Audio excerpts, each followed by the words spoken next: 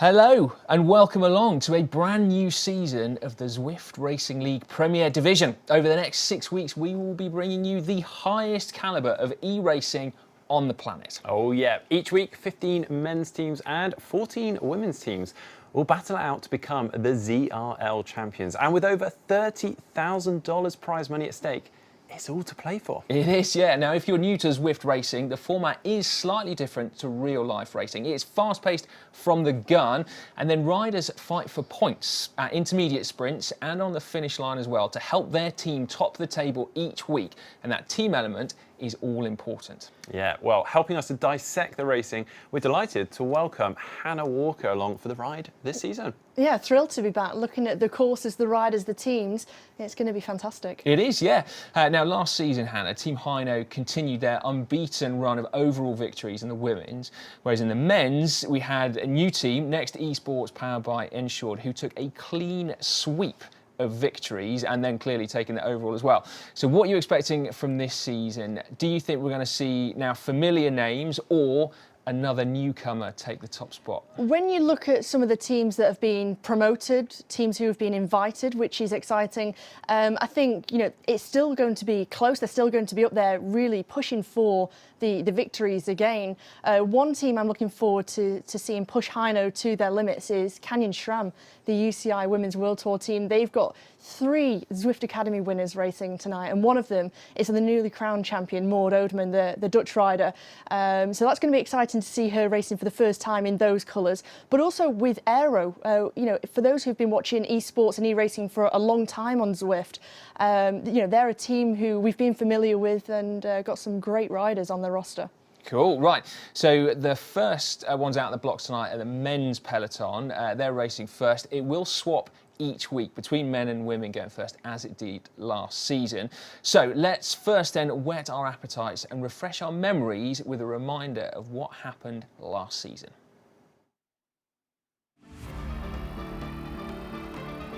Mercedes moving up, Tom Thrall is moving through, Barnes is in the front though, Barnes, it looks like he takes it on the line. Looking like Next Esports, powered by Ensured, completely dominating the final standings. We anticipated you'd hear this name again. Leonard Tugels goes all in here late in the race, well inside of 5K to go. Fortune favours the brave, and the bravest man today was Leonard Tugels.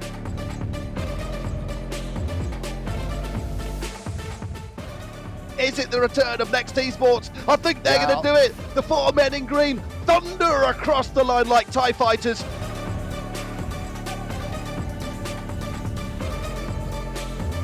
Raw lead, the Roos over the top for the Belgians. BZR take the lead. It's the flat section now to the finish, but the Roos looks like it's going to take this on the line. The Roos takes it for BZR. What a win that was. We practiced racing together. We learned strategy together, and we just stayed consistent to that and to our values all the way through the season. It's not really credit to any one of us, it's really the entire team effort and all the support from Next, powered by Ensured.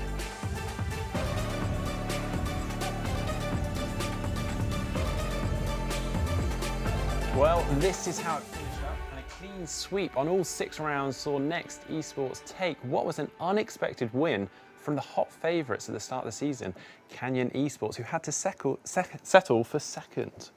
They did indeed. So, Hannah, who are we going to be looking at this season then? So 3 new teams have been promoted to this top tier. We've got Team Aero, who you've mentioned, Team Italy, and also Velocio as well.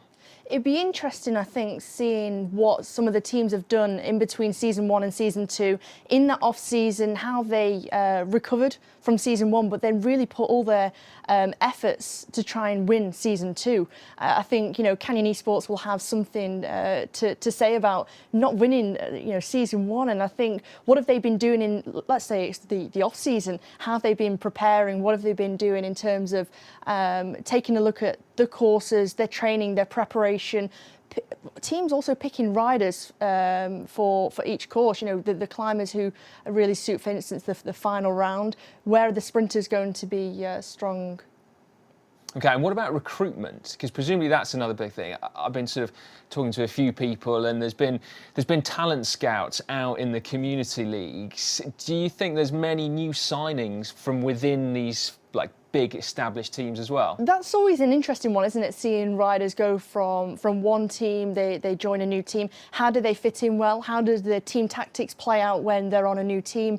You can't just go into the real racing cold. You have to have done, some team training together to really work out your tactics. Where is that rider strong? Where are they a real good signing for the team? So I think that's a really interesting one to see the new riders who've signed for new teams this season. Weirdly, no one emailed me. Did anyone email you about sort of like Sadly starring not, for no. them? Now this is an interesting topic though, because presumably some teams are larger than others, so they have maybe a larger roster of athletes to pick from for certain courses? They do. The majority of teams, they're allowed a maximum of 10 riders to submit into each season, so they can change their riders around depending on the course. So for tonight, for instance, you look at Next Esports and it's predominantly made up of sprinters.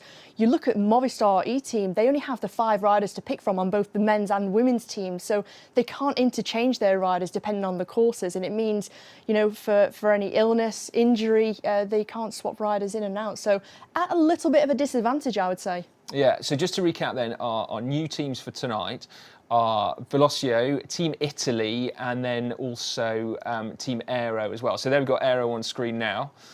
And you reckon they are a team to watch, Hannah? I think they will be. I think they're going to be one of the teams really vying for the victory at the end of the season. It's a team, as I said before, who we know quite well in e-racing. Yeah, and then Team Italy, remember that jersey, and then Velocio as well. That's cool kit, actually, isn't it? White shorts, I think, work in the virtual world of Zwift, if perhaps not the real world. You can certainly get away with it in the virtual world. No problems if it's muddy, any spray on the road.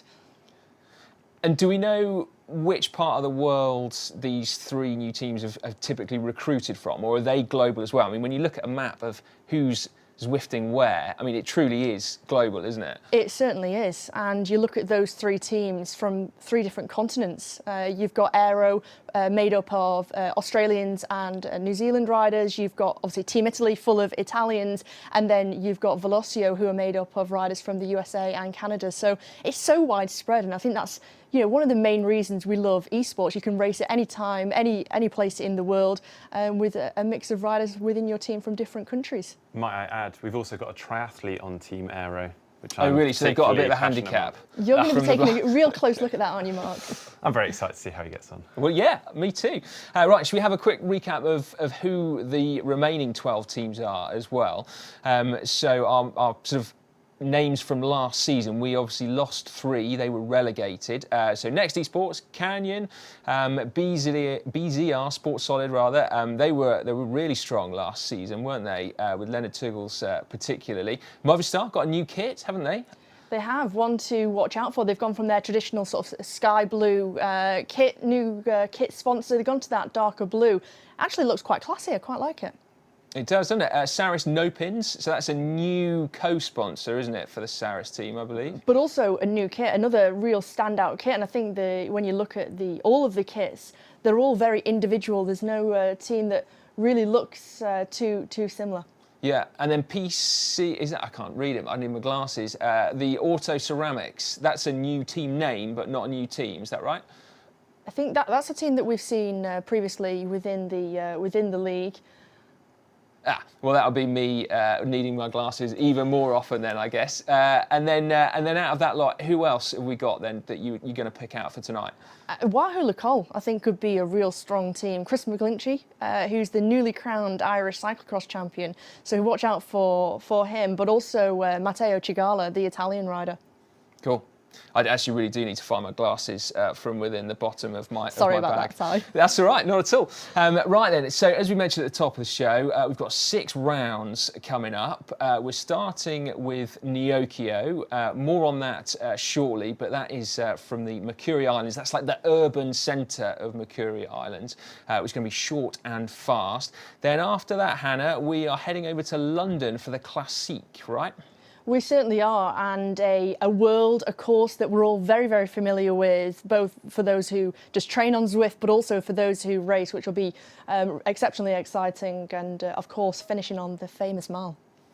It's a quite a tough course, actually. You can be deceived for thinking like a flat, fast course, but actually all those dead turns, it's a tough course. That is true, actually, and New York as well. So Park Perimeter, another long one, and that's really punchy, isn't it? The length and those like stings in the tail all the way around are really going to sap the legs, I think. And then a team time trial, a favourite round for many riders in France. That's, again, fairly flat, isn't it, I think? It is, 24 kilometres, that one, with the team time trial. Another course that riders and teams will be well accustomed to. It was added back in 2020 with the addition of the French World. Yeah, and then Makuri Islands. This time the riders are back on gravel, which provided a very fitting finale to the season last season, didn't it? It's hard racing on gravel, really tough, isn't it? And which bike do you choose? Well, absolutely, yeah. And then finally, we've got a really exciting finale, the Climbers' Gambit, a summit finish in Watopia. Only just less than 28 kilometres that round as well, so relatively short, but so difficult. Yeah, so we've got 3 new courses then, and some shorter races too. Do you think that's going to affect team tactics for this season? I certainly think it will, especially when you look at tonight's race, for instance, where you have the intermediate sprints and the King of the Mountain, the Queen of the Mountain in such short succession. Your recovery time is limited. Who's able to deal with that real intensity? It's almost like a points race on the track, isn't it? You don't have much time to recover. But with the points available for the intermediate sprints and the King of the Mountains, which has been extended, it makes the intermediates so much more important for teams to go for. They can't just rely on the big points come the finish line. Well, talking of tonight then, let's get back to that. Let's take a closer look at what's in store for the riders. We're racing tonight on the city streets of Neokyo, the newest of the courses in Makuri Islands, themselves a new Zwift world. It's going to be a short race with just 1 lap of the All Nighter, which is 24.5 kilometres long, and with just 167 metres of elevation gain, mostly in one 1.9 kilometre long climb. So in just about 30 minutes of racing, the riders will be contesting 4 sprint points: Castle Park, Alley Sprint, Castle Sprint and the Tower Sprint, with 10, 5, 3 and 1 points up for grabs. Then, very shortly after, is that 1.9 kilometre long rooftop climb with a maximum of 20 points available at the top. From there, it's just a few short kilometres down to the finish line, which the riders will have needed to scope out in advance because it's well hidden in a maze of corners. As well as putting their virtual hands in the air, the winner will also claim 50 points for their team. And points then, very importantly, drop down to 30th place. Now, Mark, my money tonight is going to be on the next esports team again. What about you? Who do you reckon? I'm going to go for Canyon Esports. Oh, really? I've heard in the grapevine that they may have switched around a few riders. So, yeah, my money is on them. How about you, Hannah? Who are the big players that you're putting your money on this year? I think in terms of individually, watch out for Ben Hill. I think he's going to be really one to watch. He won the green jersey at the Bay Crits over the weekend. How he's recovered. He's also got the National Crit Champs coming up on Friday, so he's going to be a dark horse, I think. Great stuff. All right, well, let's head over to Matt and Dave in the virtual commentary booth to talk you through the action.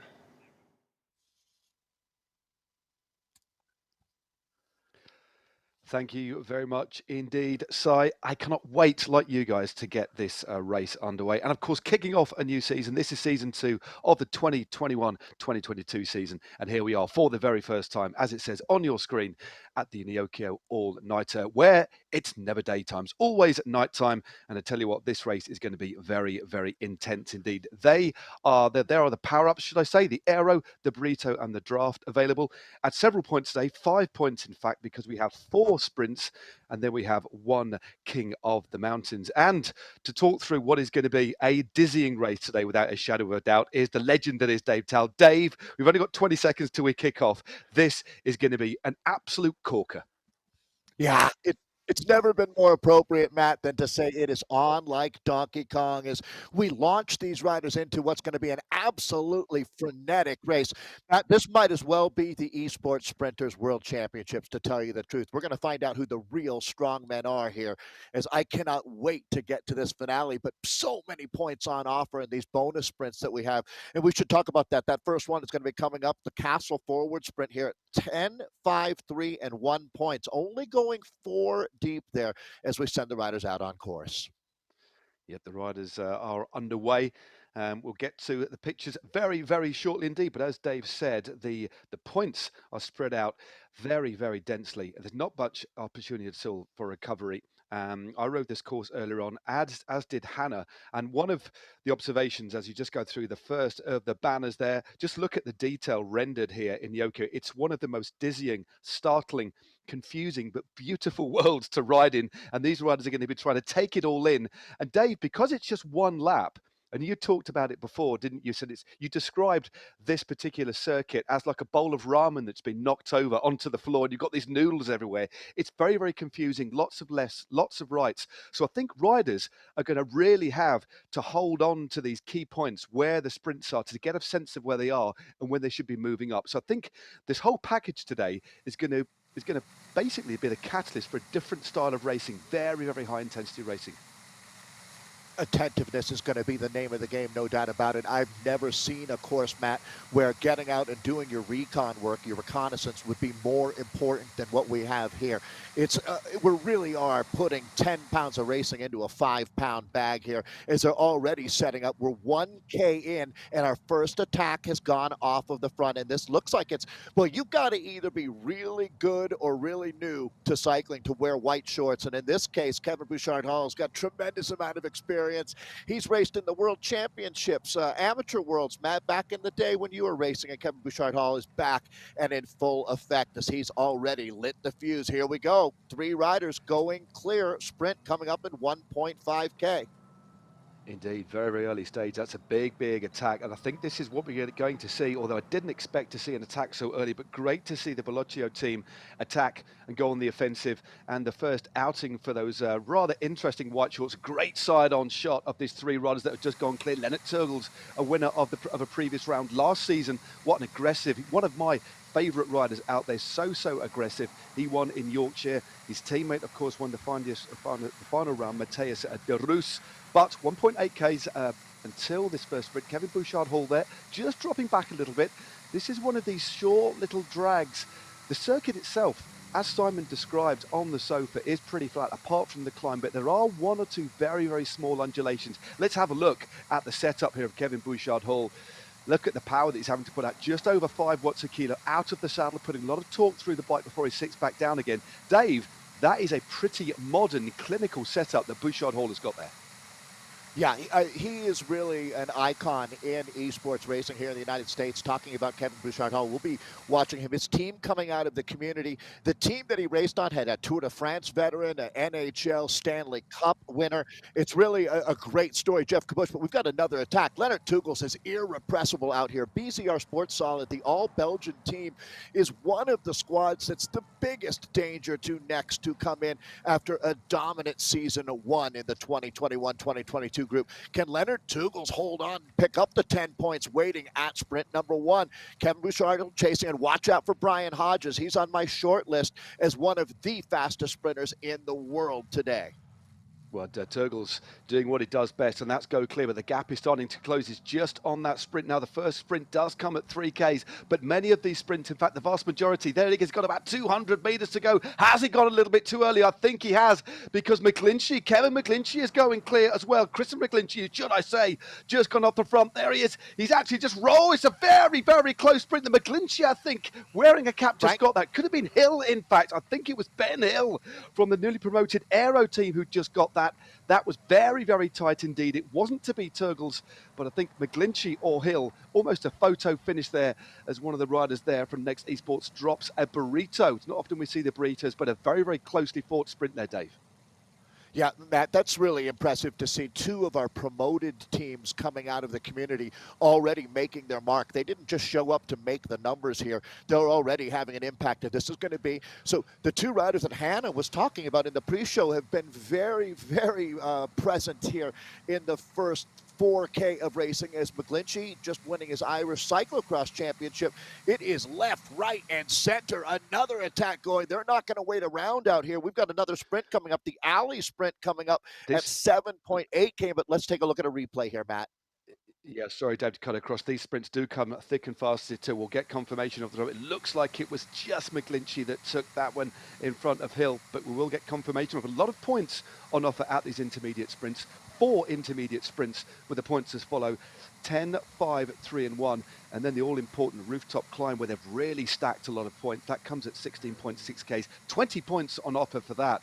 So as you said, Dave, these teams are going to have had to have a recon to the riders know exactly where on the courses that they are, because many of these sprints, you only get sight of the finish line very, very late indeed, but you really need to think about how you distribute your effort, what riders go for what sprints. Although we always favour riders sprinting innately and attacking. Well, there you go. Chris McGlinchey did take it. 10 for him. And Franklin Almeida from Brazil there in second place. Ben Hill had to settle for third. And then Alexis Kalman there from Denmark in fourth place. So a good set of points there for that squad. So first sprint done. And Dave, it's only at 7.8 kilometres that we get the sprint number 2. That's the alley sprint, closely followed by the castle sprint. But things have settled down, but not for long. It is going to be so difficult, Dave, on these flat roads, with it only being about half an hour of racing, for riders to put out the power to hold off the bunch there. I do think we will see quite a compact group to head towards the finish. Well, look at this, Matt. Wahoo Lacole already showing up. We were talking about the teams that Next is really going to have in the front of their mind as we head into this 6-race season. It's important to note as well, the final race is double points at Climbers Gambit. So it's going to be right down to that last rider across the line until we know who's the best of the best out here this year. So just a couple K away from another sprint. That rooftop sprint, we're calling it a KOM, Matt. That's really just a mega sprint, to tell you the truth, as it scores deeper as well. That leads us into the 50 points waiting. We've got Daniel Jemrozik here of the Restart team attacking. Look how active KBH has been. Kevin Bouchard hauled today, but right now Daniel Jemrozik opening up a bit of a gap. This is going to be interesting here, as he's a couple K away from that 10 points dangling out there in front. But boy, obviously playing a role in the first half of the race is going to be KBH. As you can see, the Velocio rider in the yellow jersey with the white shorts trying to make contact with Jemrozik here. So 2 Americans off the front right now, Matt. We're used to seeing Jemrozik do this. He's a very, very attackingly natured rider. Just firing himself at the front. Bouchard clearly feeling very, very strong. Must have recovered from that early effort to try and go clear. He's trying to bridge across, but a nice little gap has opened up here. Bouchard, a second and a half, 1.6 behind. Also joining them is the newly signed for Wahoo Lacole, Chris McGlinchey. And as Hannah was saying earlier on, fresh off winning the Irish National Cyclocross Championship. So clearly he's feeling very, very good. Bouchard Hall has joined forces with McGlinchey, and they in turn are 5 seconds clear of the bunch. Now, Dave, if these 3 riders join forces, that is a very, very potent force, a potent trio out in front. In the early stages of this race, we've only got now about 300-400 meters until the second intermediate sprint at the alley sprint. Another 10, 5, 3 and 1 points on offer. But just have a look at this beautifully rendered city. It's absolutely fantastic. It's dizzying, in fact. Yeah, this extension to Makuri is an awesome. We've only been racing here for a short amount of time. You're going to really get an encapsulated look at what esports racing is all about out here, as these 3 now are still nowhere near clear to pick up those points at the bonification spot that's just less than 1K away. As once they hit out back in that peloton, it's going to be touch and go. But Daniel Jemrozik clearly on a brilliant day out here today, as it's amazing to see wherever he is. It must be quite cold that he's got headgear on. I have a feeling Jemrozik is in Wisconsin, to tell you the truth, but looks like he might have done enough. And this is a nice moment for the Restart team here, as they're looking to make their mark here very, very early in race number 1 to start out season number 2. And Jemrozik, I don't think he's coming back at this point, Matt. He's looking good. 7.8 Ks. My mistake. Only 200 meters to go before we get to sprint number 2 at the alley sprint. You can just see 500 meters and counting for Jemrozik. This is a very, very solid move indeed. He's still got a decent gap on the main bunch behind. In fact, that has now increased to 8.5 seconds, and the gap to the 2 chasers behind McGlinchey and Bouchard has also increased. This is a sensational ride. In addition, he's managed to find a spot-on power-up as well. The aero power-up has been deployed just in time, which increases his aerodynamics for around 15 seconds, and it looks as if Jamrozic is going to take this sprint. Wonderful ride. 4 seconds now to McGlinchey and Bouchard, and the bunch still at 8.5 seconds behind. It looks like he took that one, and McGlinchey takes second place there. Well, what an absolutely superb and brave ride by Jamrozic as the bunch closing in behind in a flurry. What a spectacular race this has been so far. Already, Dave, 8.5 Ks to go, and the next sprint comes in very, very short order. In fact, it only comes in 1,300 meters time. And Jamrozic, look at that, 6 watts a kilo. He's still pressing on. Oh, he's going to continue to apply the pressure here as he's got his foot on the throat of this race. You almost feel, Matt, as we're here in Neokyo, that you're racing through the set of Blade Runner. It's amazing as just everything that we see. But there's the peloton. It looks like they're starting to lift their level now a little bit as I see some of the names that we're going to be watching for later, like Thomas Thrall, the Canadian on Next. We're starting to see. I'm surprised that Next has not, Matt, been contesting in these bonus sprints as much up to this point as at least I expected. That there might be a strategy. We just looked at the overall there. Jamrozic is going to be reabsorbed here just before we hit the castle sprint reverse. This is the same sprint, but in the other direction. We're just going through this beautiful park just outside of the city before we head back in again.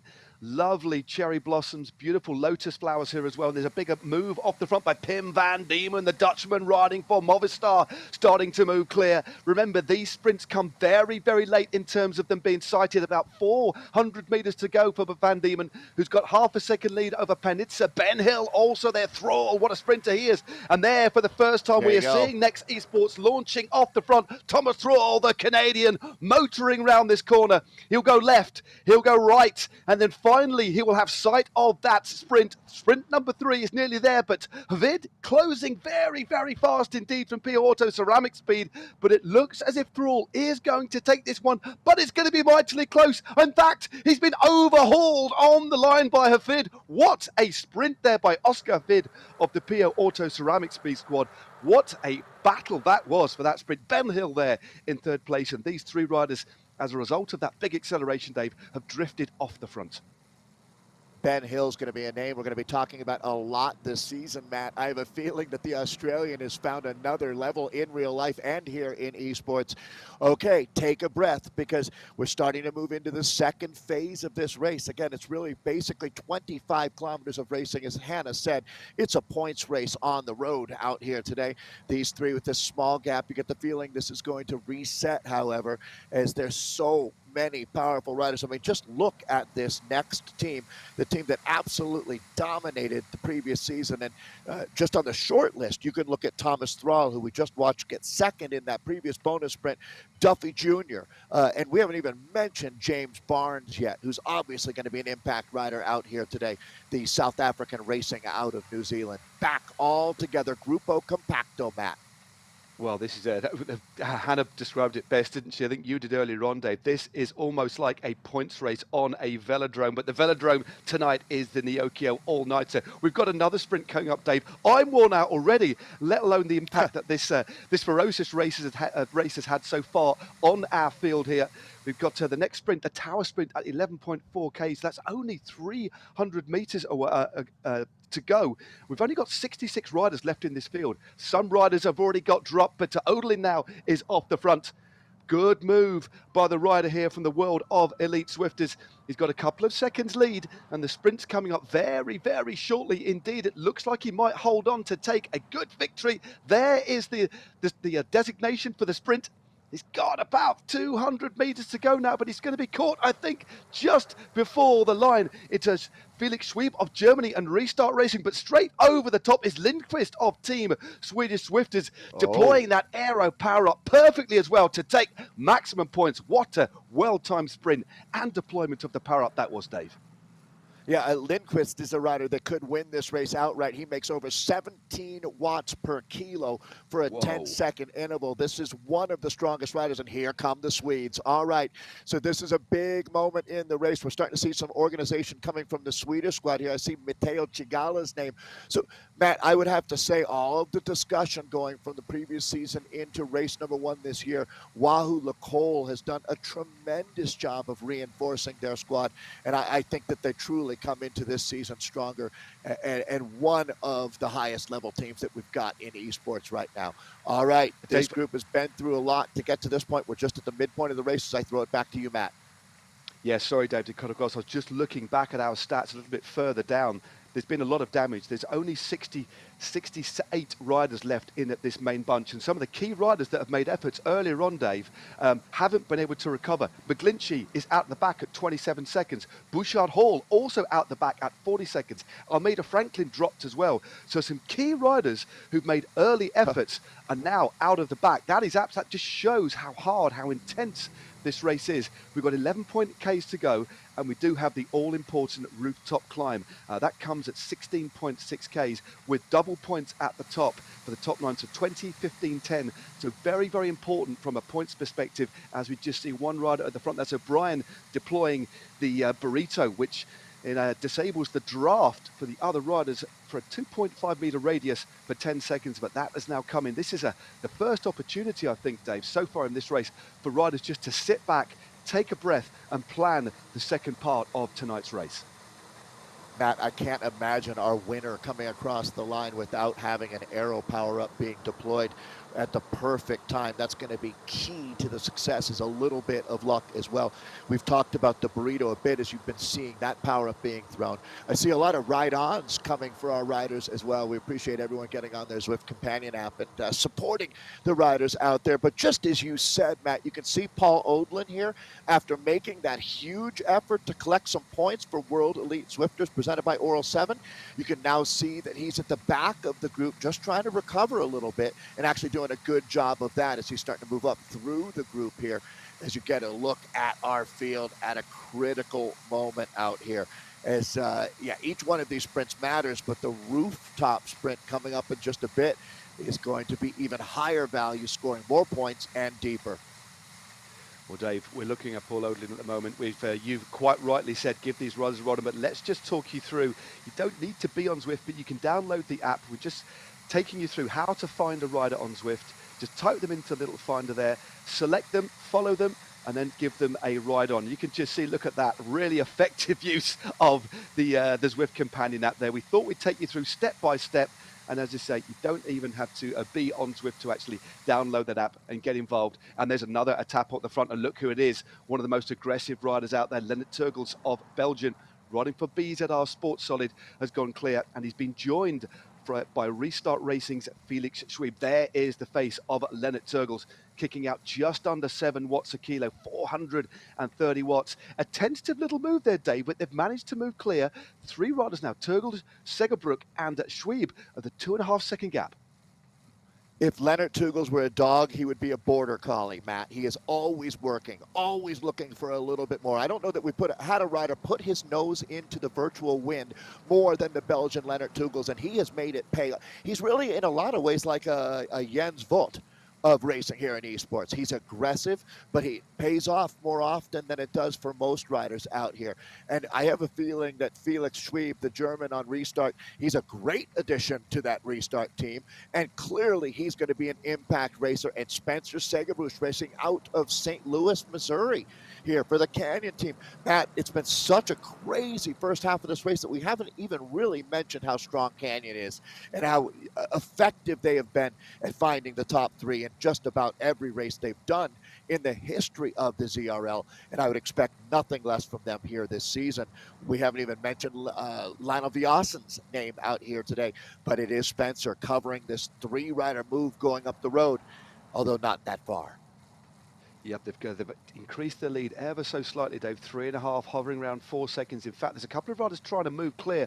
O'Brien and Hill have jumped away. So we've got a lead group of 3, 2 trying to bridge across the gap, and then the bunch behind at 5.5 seconds. So an interesting duo, a mini team time trial of riders from newly promoted Aero. The 2 Australians trying to bridge across this gap, and there they are. There is the bunch behind. This is a long, long drag before we actually hit the bottom of the rooftop climb. It's a complex climb, lots of turns, no hairpins as such, but lots of 90-degree lefts and rights before we hit the top. And the descent itself of that particular climb, not overly steep, difficult to get into an aero tuck before that long drag into the finish. So Dave, this has been a breathless race so far, a far more aggressive race than I thought. And look at this, O'Brien is catapulting himself across this gap to try and join these three reelers as we continue to head through this beautiful skyline here of Neokyo. It's absolutely wonderful, but it's a big effort. Can he make it across? Because the gap is going out to 5 seconds now. Yeah, what a phenomenal entry into the Premier League for the team out of APAC. There's not a huge numbers down in Australia and New Zealand that make up that APAC division, but boy, they are small, but they are mighty. As you can see, the Australians are all over the front of this chase right now, but we're flashing forward to the vanguard of the race. Again, Leonard Tugels is here. Look at this. He's making almost 8 watts per kilo with Spencer and Felix riding in this 3-rider group, but the Australians organizing the chase. There's Mako Vol, one of the Dutch riders, also a previous winner here. So some of the big names moving up. There's Lindqvist again. So the Swedes are going to be attentive at this point. The climb never gets that steep when you talk about the rooftop climb, Matt. It pitches up to 7%. These guys will have no problem at all with that. Yeah, they'll be moving pretty quickly up here. I did a little recon earlier on just to see what it's like with it. As you can see here, as we move through these various little potted plants, it looks as if you're riding through people's backyards who live in these tall neon skyscrapers. But as you said, not too steep at all. In fact, there are several little plateaus with which to get your breath. And actually continuing to apply the pressure is quite difficult on this climb. But they are managing to open up a little bit of a lead. They have 8 seconds over Mark O'Brien, who still, is just about to be caught by the bunch, who are now, I wouldn't say languishing, but the gap has gone out to 10 seconds. Turgles, Segerbrook and Schmid, the Belgian, the American and the German are moving clear as we get towards the top of this climb, led by the turbo diesel that is Lennart Turgels. He loves making people hurt. He attacks when it's hard, and that's what makes him such a special rider. 3rd place at the rooftop KOM scores the same as winning any of our previous sprints. It's 20 points for the first rider over the line. It's starting to look like it very well could be Lennart Tugels. He's had an exceptional run so far in esports, and I have a feeling the best is yet to come for the Belgian. It's all heart when you talk about Tugels. That's going to be Felix Schweib, the German rider in the green jersey, as Restart has definitely found their legs here in Season 2. And then no surprise to see the omnipresent Canyon team represented with Spencer Segerbrook. But you know what's missing for these three, if you want to talk about the race win, because this is really bonus points, I think the discussion is going to encapsulate, because with no next rider here, Matt, they've got the horsepower to chase back just about anything out here. That is a but very, not very good before point. this sprint. Indeed, well, the sprint, they're not going to catch, they're certainly not going to close a 7.5 second gap. They have closed up a little bit as we look at the peloton. Several riders deploying their various ride-ons, because as they pass through the arch over the top of this climb, they'll get another randomly generated power-up as well. So best to get rid of that when you can. The gap starting to come down as we continue to go up through this amazing metropolis. It really is quite stunningly rendered. I think it is now my favorite world on Zwift. This is, of course, part of the Makuri Islands world, but it is Turgels still pressing on at the front. He's managed to just leave himself a small gap from Segerbrook. 0.7 of a second for the Belgium as he continues to climb there. First, we can just see that little sign. There's going to be a right-hand turn, then another sharp right. But is he going to be overhauled on the line by the American? Whoa, look at that, Dave. So close on the line for maximum points. A couple of ride-ons for these two riders. Couldn't really separate the two. We'll get confirmation at the moment, but they've only now got a very, very slender lead as we now plummet down the other side of this climb. We'll go back and look at the back-end API, but I think that Spencer was able to pickpocket that one from the Belgian Lennart Tugels. Either way, there was a massive amount of points waiting there. 20 for the first man over the line, 15 for second, 10 for third, but you can see how they really lifted the chase now. Some big names there. Brian Duffy Jr., who could, it's easy to imagine him winning this race outright and collecting those 50 points at the line. This is a points race on the road. It is so frenetic out here as we take a look at this front group now, Matt. Yeah, this front group has been reduced. We've just got, let's have a quick look before we get too far down the descent. A couple of riders managing to get into that all-important aero tuck just to give them a little bit of recovery. Let's have a look at that very close sprint. It looked like the Belgian Turgels was going to take this one. Segerbrook coming round the outside, only comes into sight very, very closely indeed. And there we go. Look at that. We'll get confirmation in a moment, but that was mightily tight. The bunch closed up. No doubt about who was at third over the line on that occasion, but lots of points up at 20, 15, 10, 8, 6, 5, 4, 3, 2, 1. I really do like, Dave, the way that the points have been deployed over these sprints. What an intense race this has been so far. We now hit the bottom of this descent, and then we have around 3.5 kilometers to go. It's a long straight roll-in. We head into the arcade. We switch through the arcade, and then we head to the finish. That only comes in sight with about 50 meters to go. There we go. Confirmation that the American Segerbrook took maximum points out of Turgels, Messinho, Schwieb, Hill, Gould, Tudel, Tepolorio in 8th, and then Stefan van Alst in 9th place again for BZR. And I tell you what, Dave, that looks like it's a reduced group out in front for me now. Yeah, and I have to say for Spencer, that was his biggest moment so far in his career here in esports. That was huge for him to grab those 20 points, and that's how Canyon does it. That's the secret sauce that they have, is they're so consistent. And let's see now, it's going to come down to not who wins this race outright, Matt, but the team that's able to get 3 riders into the top 10. We've said that before. It's really going to apply today, and this is where Next does what Next does, is they start to position themselves to try to take the lion's share of those points waiting at the finish line. Paul Odlin really channeling now his inner Leonard Tugels, as Odlin actually deserves credit for being one of the most aggressive riders, and now we're starting to see the beast mode team moving forward. This is going to be the team of Christoph team, and watch out for beast mode as they're starting to get organized here. All right, all the setup work is being done. It's finale time, and watch out for Fumagalli. Here, we haven't talked much about the Italians here today, Matt. Let's see if someone can have a breakthrough. J.M. Lachance. This is the Canadian rider that's new. We haven't had him racing in this Premier League yet. He makes 17 watts per kilo, Matt. If he's there and gets a clean shot at the finish line, what a way to welcome yourself into the Premier League for a debut performance. But we're going to go back to the front now, as it's going to be John Jantz here, attacking and opening up a 2.5 gap over Ben Hill, leading the chase for the Australians. That's a big attack by the American riding forward team at Saris. Big move for the rider from Saris No Pins. He's got a slender lead. In fact, he's increased it to 1.8 seconds. Let's have a little look at the power. He's having to put out 7 watts a kilo, 2.4 kilometers to go. But this is a really different part of the course compared to the really technical sections that punctuated the course early on. This is a long open stretch, and the bunch behind will be able to see him for the vast majority of the time. With about 800 meters to go, we enter the arcade. That's when there'll be a couple of little switchbacks. We're basically indoors before we head out and then head into the finish. But the bunch are closing down. 2.4 seconds now for Jantz. He's still kicking out 6.4 watts a kilo, and that's a rather lovely kit out of the saddle here, the American. 6.3 watts a kilo. Only 60 riders left in this group. Well, 59 riders behind, chasing hard, but I think his tenure out in front is now done. 1,800 to go, Dave.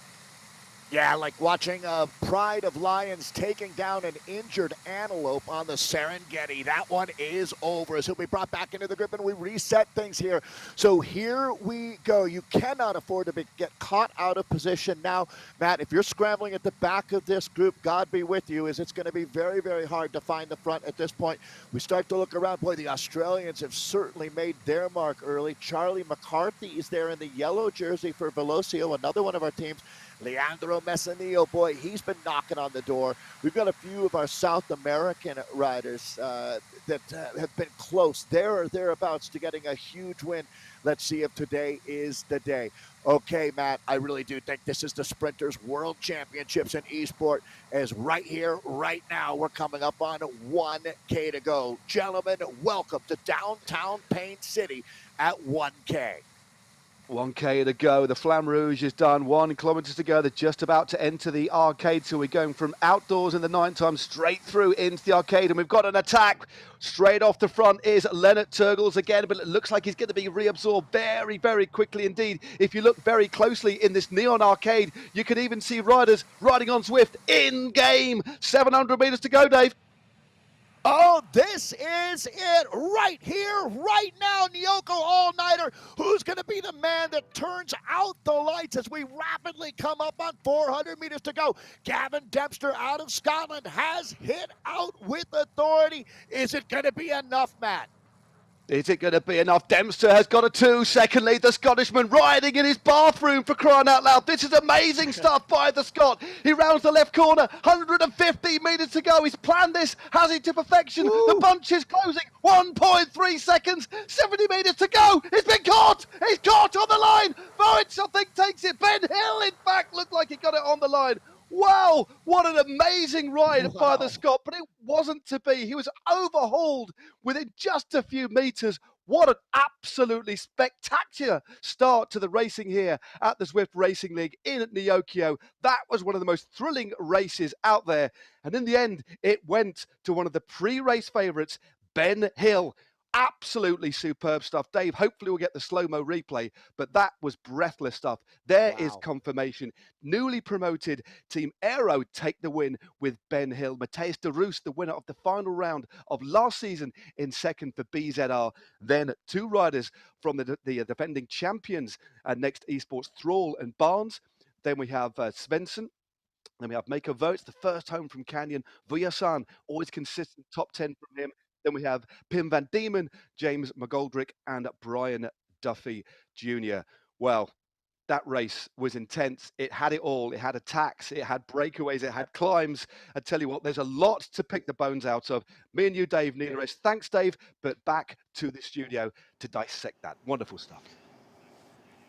Well, as expected, there were fireworks going off in that race. A victory for Ben Hill from Team Aero. Absolutely. Hannah, you called it, didn't you? Like, not bad. Coming straight off the Bakerits, winning the points jersey, and then boom, taking out the first ZRL race this season. Not bad at all. As a newly promoted team, we know how good Aero are. They had the rider who won the men's Zwift Academy this winter. They had 2 others who were finalists as well. And then now with Ben Hill, we knew he was in good form. But to be able to do that, and also it was so agonisingly close to Gavin Dempster, wasn't it? Yeah, well, we actually saw some very impressive early attacks from the likes of Bouchard Hall and Turgels, but it was actually a really big surprise to see some of those big names also being dropped before the midway point. It was a big shock, but I think that just shows how hard that start was and how hard the first couple of intermediate sprints. It was really difficult out there, and the speed never really let off. It was just relentless, and I think that intensity, some riders just unable to recover from that in the intermediate sprints, or just the sheer pace.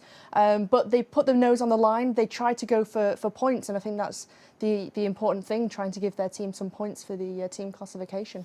Well, yeah, I mean, it does seem like a lot of effort to go to, doesn't it, for 10 points, you know, spending maybe like 5 minutes at 6 watts per kilo. But if you do get those 10 points at the intermediate, that's equivalent of, what, 20th place on the line, which, you know, is probably going to be quite hard to go for. So it's not a bad use of a team rider, is it, to deploy them in that way? Do you think we'll see more of it? You say it's only 10 points, but actually it's quite a lot when you see the drop-off in terms of the points that are spread out in the intermediate sprints, and especially in the King of the Mountains. 20 points for the first rider, 15 for second, so there's a huge disparity, and you know, that could be the difference between a team winning the overall classification tonight, becoming second, third. It's all about those those important points. Well, someone we saw really utilising that was Turgels. Yeah. And he had an incredibly low cadence. Did you spot that? I did, yeah. 68 RPM. You know, not bad at 560 watts or something. We do see typically lower cadences indoors, don't we? I mean, is that just a technique thing? Yeah, here he goes, look. 67. think it is, but I think also it depends on your riding style as well. You still see some riders who have a really high cadence, really high power output, but then others who are just able to grind their way through. And when you saw him on the King of the Mountain, you just saw his cadence there. It's quite impressive, really, that you can maintain such a low cadence. But of course, you have to train like that as well. You can't just come into races and switch up your riding style from being a rider who produces high cadence to then come into your races and produce such a low cadence. So it's horses for courses. It's just the way some riders like to ride, and it's just their capabilities. Yeah, let's switch it back up. I mean, we're still waiting for official confirmation of the team results, and I can't actually predict it. So we saw 3 next esports riders, didn't we, in the top 10, but not taking top spot. So, I mean, potentially they're fairly well placed, but I didn't see too much of them in the intermediate sprints. I mean, perhaps that's just because I still haven't found my glasses, but I mean, I correct me if I'm wrong, Hannah. Yeah, I think they've gone for that tactic where they're trying to just go all out, put as many riders as possible into those higher points come the finish line. Let's not forget it was 50 points available for the first rider across the line. But when we saw some of the other teams, Team Swedish Swifters were right up there. Restart were up there in terms of the intermediate points before we got to that finish line. So it was very close. Canyon Esports taking the 20 points with Segerbrucker at the top of the King of the Mountain, put them right up to the top spot, going into that finish line. Well, I don't think they necessarily got many intermediate points, but I was very impressed by Team Aero today. I mean, a new team, as we've mentioned already, but they really seem to be working together. I noticed them all there working together, and obviously the winner of the day, Ben Hill. Yeah, I mean, they did actually seem, didn't they, like to be working as a unit, which we don't often see in Zwift Racing in quite the same way as you did on the road. But I guess having literally been racing shoulder to shoulder in real life, is it an advantage, do you think, to boss the bunch like they were doing? I mean, I guess maybe they won the race, so it shows, but what do you think? I think riding from the front, of course, you lose out on the draft effect, or a bit of the draft effect in terms of the riders in front of you in the peloton. However, I think being attentive, alert, up towards the front, riding as a unit, I don't think we saw them. Maybe there was only 1 or 2 times where we saw them without 3 riders in the top 10. And at one point they had 4 riders for a considerable amount of time riding in the top 10 of the peloton. So it's just really interesting and I think impressive to see such a strong unit come together as a newly promoted team. But then again, we know how strong they are. They've been very successful in previous races in e-racing. Yeah.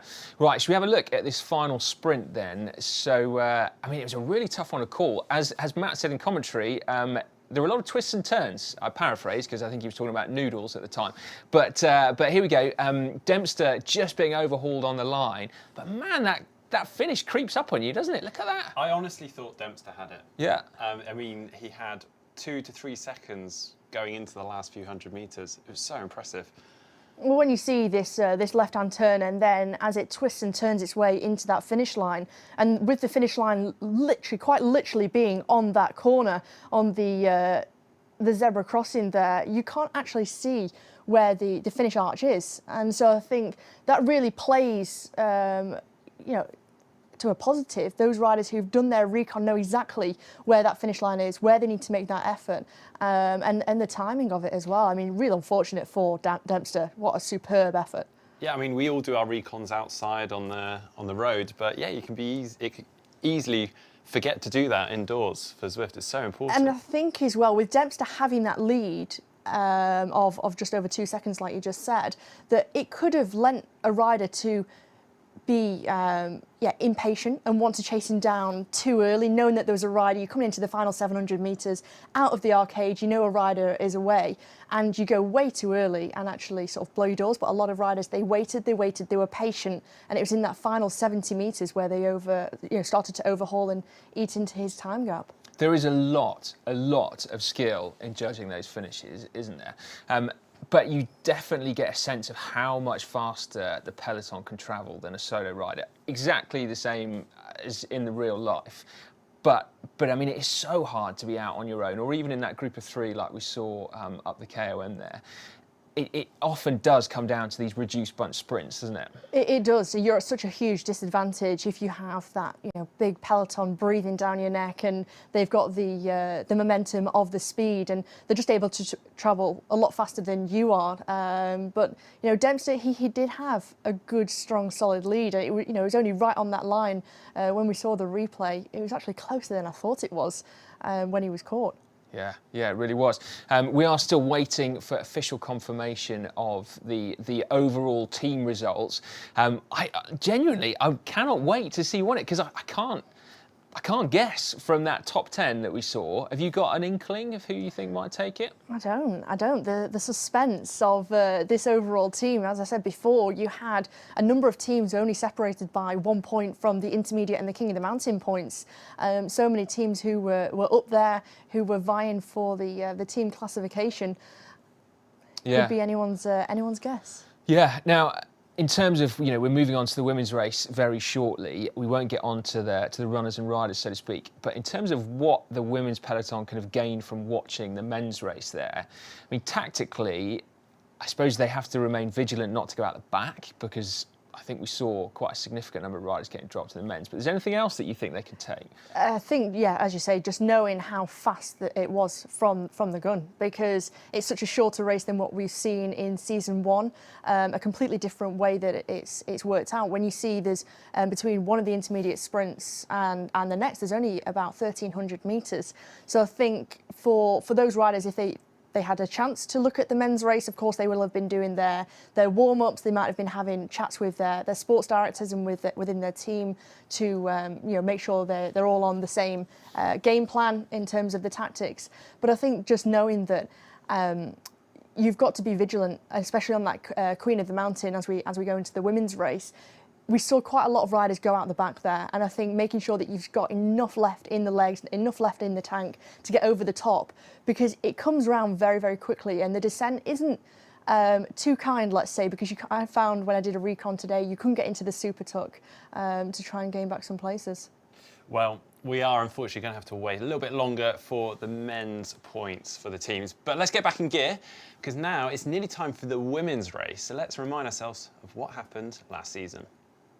Are they saving themselves for the finish? That's the question now, because this is going to be a real rush to the line. We're down to it. This is the business end. 300 metres to go now. 25 riders left in this front group. What a race it's been. Shalal goes, but Annegeest from the Netherlands and Ionian race team is clear. 12.2 watts a kilo. She is dropping a bomb and she takes it. Looks it's going to be Ionian Racing that take one. Annegeest makes it 2 from 2.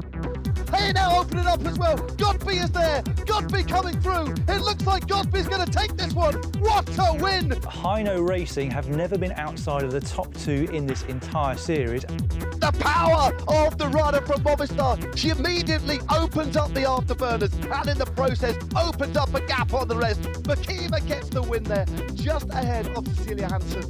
Wilkinson, William Sidlick and Cécile Lejeune of France. They are absolutely flying. They've set the fastest time at the intermediate time splits. Canyon Esports take the win. This is week 6. This is the final round, and we're back on Makuri Islands facing the Countryside Tour. This has been a diamond performance, the victory of her career, the first ever in the ZRL. Look at what it means to her. She fights every single way to the line. Finally, she takes the win, an emphatic one at that. So here is how it finished then, with Hino once again victorious for the 4th time in succession. As you can see, taking 3 wins out of 6 and 3 times the runner-up. It seemed pretty hard to get close to them, but then they didn't have it entirely their own way. Canyon Esports pushing them pretty hard. Aeonian also pushing them pretty hard. Their star rider, I think, Lois Adderheist from early on in the series. And then 2024 as well, very consistent. And as we just saw with Kristen Kulczynski taking that phenomenal victory on the gravel of Makuri Islands at the end there. Hannah, it's a big ask to keep that kind of dominance going from Hino. But I'm going to ask you, can they do it? Well, they've done it 4 times in a row previously. You know, what's not to say? You know, they know how to deal with that pressure as a team. They know that they are the team to watch. Everyone watches out for those red jerseys. They know that they, on paper, are one of the strongest teams. And I think having the experience of having that pressure on the shoulders, they're able to deal with that. And I think, you know, week in, week out, they come in with a strong tactic, strong riders. They've got such strength in depth within the team, and such experienced riders who've been on Zwift Racing for such a long time and so many years. And I think that really plays into their hands. But they do have teams, you know, nipping at the heels. When you see Canyon Esports, they've gone from strength to strength. Beast Mode powered by Rose as well, with Julia Shallow. And I think when you see some of the riders who've got new riders onto the team, it'll be interesting to see how they go in season 2 now. Yeah. Sorry, Mike. Yeah, I was just going to say, we've actually got 2 very exciting new teams that have been promoted to the Premier Division. So we've got the Rocacorba team, which you can see on screen right now with their lovely kit, which has the world esports champion Ashley Moolman-Passio. But she's not riding. What are her teammates like then? Yeah, she's not riding, but she heads up the team, and it's incredibly exciting, isn't it? Catherine Collin, the South African rider, she's a former Zwift Academy finalist.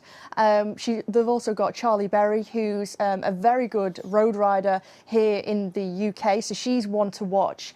But excitingly, we've got the UCI Women's World Tour team, Canyon SRAM Racing. We have indeed. They're only fielding 3 riders tonight, which could be a bit of a handicap, but all 3 have proven themselves on Zwift, having each won the Zwift Academy, including the newest superstar, Maud Alderman, who I was fortunate enough to witness in real life absolutely destroying the competition at the Zwift Academy. She, at that point in time, looked phenomenal. There must be a lot of pressure on her shoulders, you'd think, going into tonight. I mean, she's got a contract to race on the road, but she's got a lot to live up to, I think, tonight. She has, but I think with that pressure, you add in the excitement of being able to race for Canyon SRAM for the very first time, and it's on Zwift, the platform where you've won your professional contract.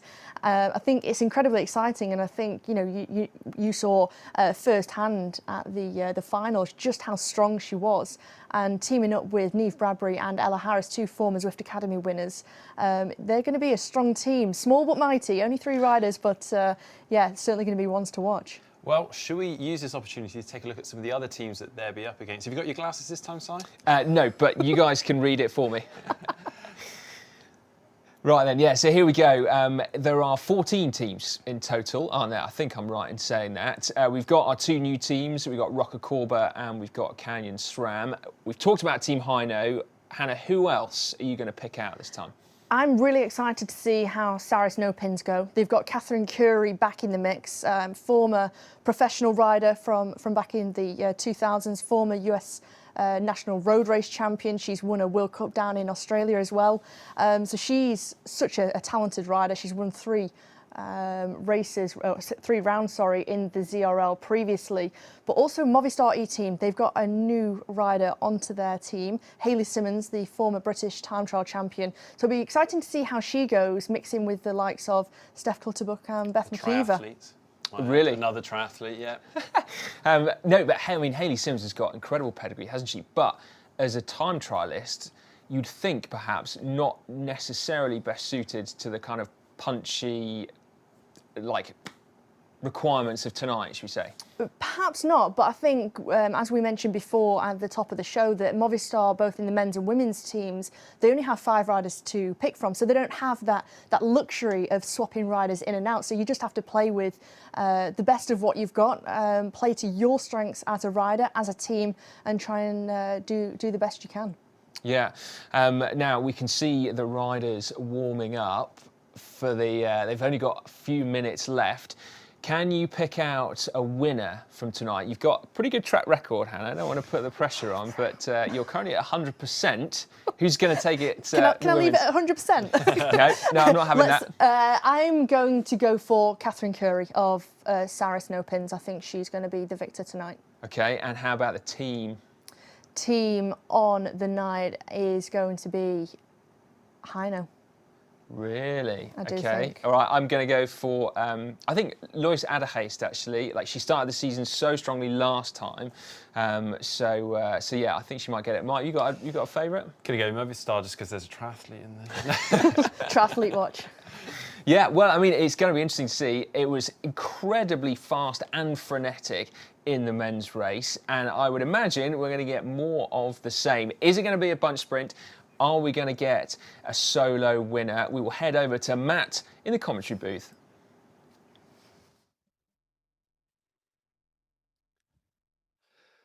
Thank you very much indeed, Si. That was a breathless men's race. I cannot wait to see how this one unfolds here in the women's. Will we see a bunch sprint, as mentioned?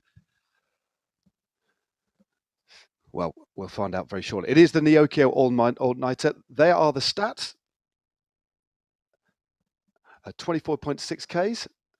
We've got four sprints: Castle Park Sprint, the Alley Sprint, the Castle Sprint Reverse, the Tower Sprint, the Rooftop KOM, and we have 3 power-ups as well: Aero, Burrito, and Draft. And as you can see, it is a very, very complex course indeed, especially during the opening few kilometres. And the sprints do come thick and fast. Not too long to the first one, and hardly any opportunity to recover at all between those first 4 intermediate sprints. And then, of course, the significant climb to the rooftop. It's the only significant climb in the Neokyo extension, but it only peaks out at around 7%. And double the points on the top for that one. I'm wondering if we see the similar breakaways that we saw today in the men's race. That was a surprisingly aggressive race. The riders are warming up, even more important in a race of such intensity. Again, 24.56 kilometers in total, one of the shortest Zwift races, but I tell you what, that was an absolute thriller. And I think she's just about got into the comms booth. I'll give her a few more moments just to settle in because the racing is underway. And as you'd expect, a very, very fast start indeed. Vicky Nealon of Hino Racing is the first rider to just drift to the front. But remember, they do have that first sprint at only 3 kilometers. So expect fast and furious action all the way. And I think she's finally online, but Hannah Walker, fresh from her stint on the sofa, forensically analysing and correctly predicting the men's race. We'll see if her prediction is correct tonight. But one thing's for sure, if the men's race, Hannah, was anything to go by, this is going to be a thriller. I do like this fast and furious format that we've got for the opening round of the 2021-2022 season. Thanks, Matt. Yeah, it was such a fantastic race, that men's race, and it never let up, did it? It was just high intensity from start to finish, and there was a number of riders who could have succeeded. There was a few riders who we saw very, very strong early on in the race who just couldn't quite deal with the sheer pace and speed of the peloton. Indeed. Very, very quick indeed. Not much opportunity. We did see, you were talking about it earlier on, we saw quite a few riders in the men's race early on that were very aggressive, but they paid. And they were then dropped, and we had a reduced sprint. Only about 60 riders, well, bang on 60 riders, in fact, were in that final group.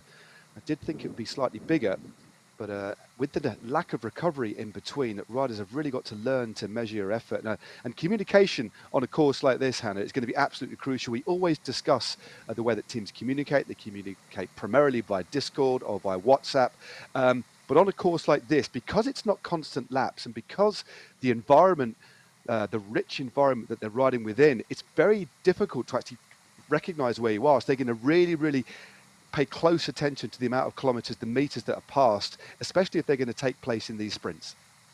I think having your sports director in your ear, giving you pointers of exactly where you are on the course, perhaps even taking the method that riders use on the road by putting sort of tape on their stem with the details of where the sprints are, so they can match it up in terms of how many kilometers they've raced, how far to go.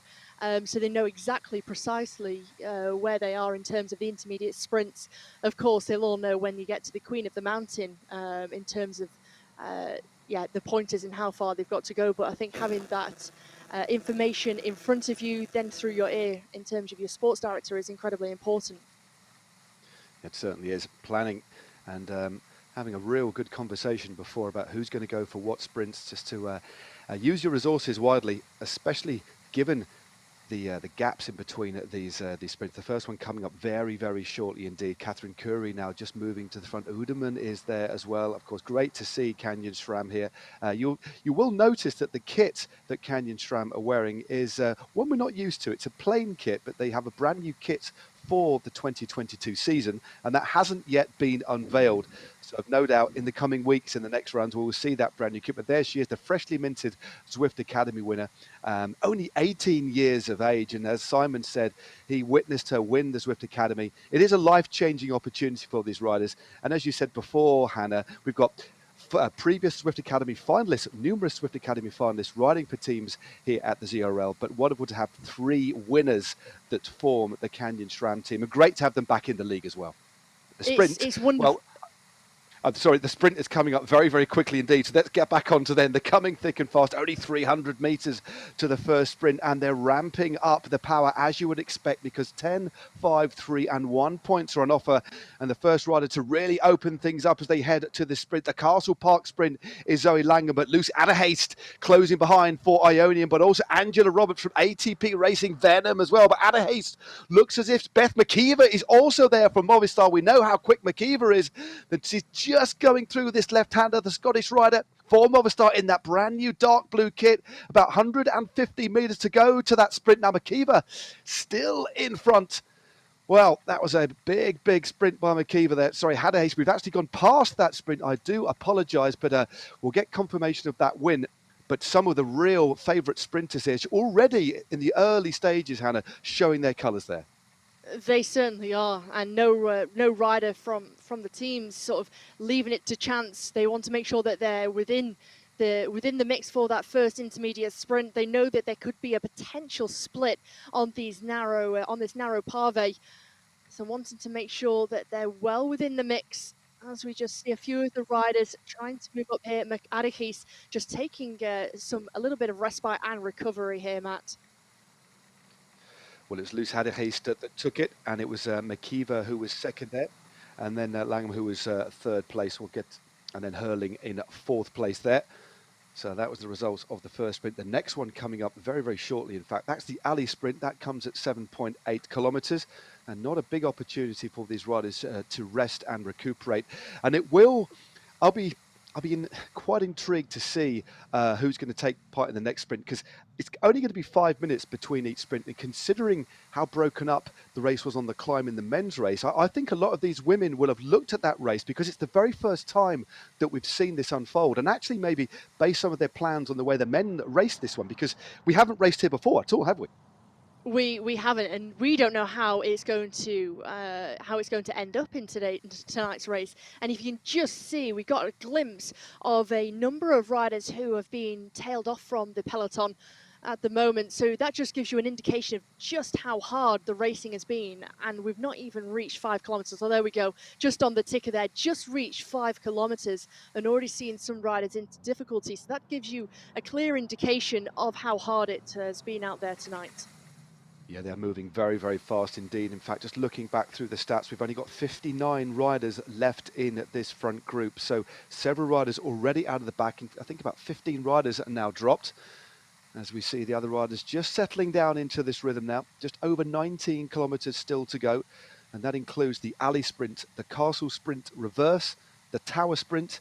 And then we've got a bit of a lull before the rooftop climb that takes us to the highest point of today's race at 167 meters.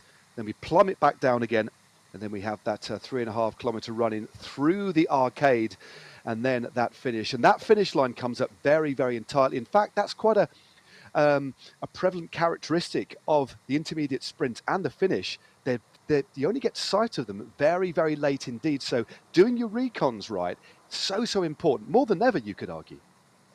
And you almost have to, on your recon, pick out a building or something that stands out to you on the circuit, knowing exactly where you have to sort of make your effort, knowing exactly where you are on the course map.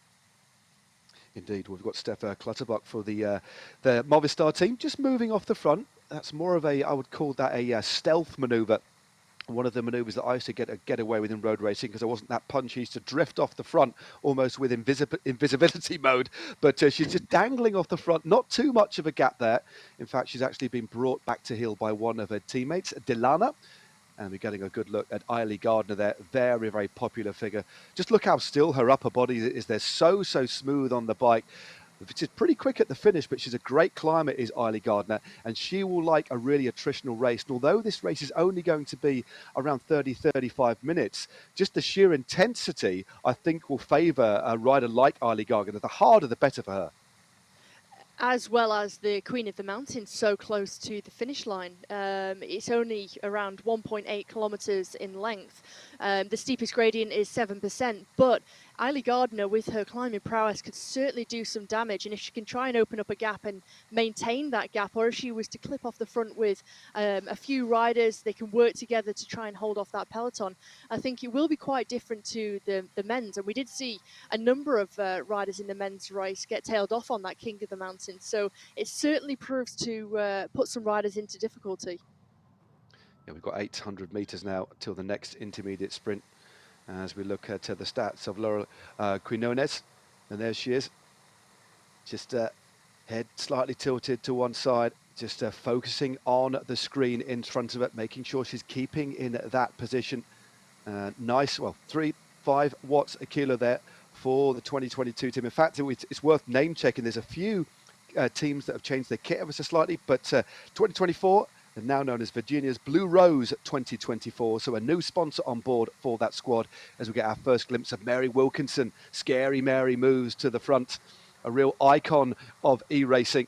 I'm wondering what she'll do today. Will she go long? We know she's got a good sprint as well. 7.5 K's done and only 300 metres an hour to the next sprint. Who is going to take this one? Look at that. There's the stats there. It is the alley sprint coming up in only 600 metres time as Wilkinson starts to wind things up at the front here, Hannah. Yeah, here we have one rider just going off the front slightly. Lizzie Brooke, the three-time Ironman world winner, and she's just started to get just over 2 seconds of a lead to Natalie Stevenson there.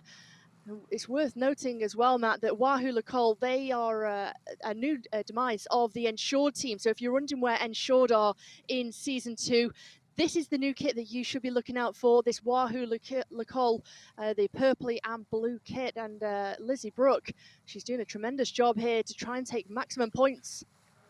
Well, she did. She just got it there. The finish line just came through on the left-hand side there. So we had a side-on shot, and Lizzie Brooke did indeed take that one. So a perfectly timed move. And you're talking about it on the sofa, the fact that these triathletes have taken to e-racing very, very well. We've had some very, very good performances, but rather than a really explosive sprint, she went long there, didn't she?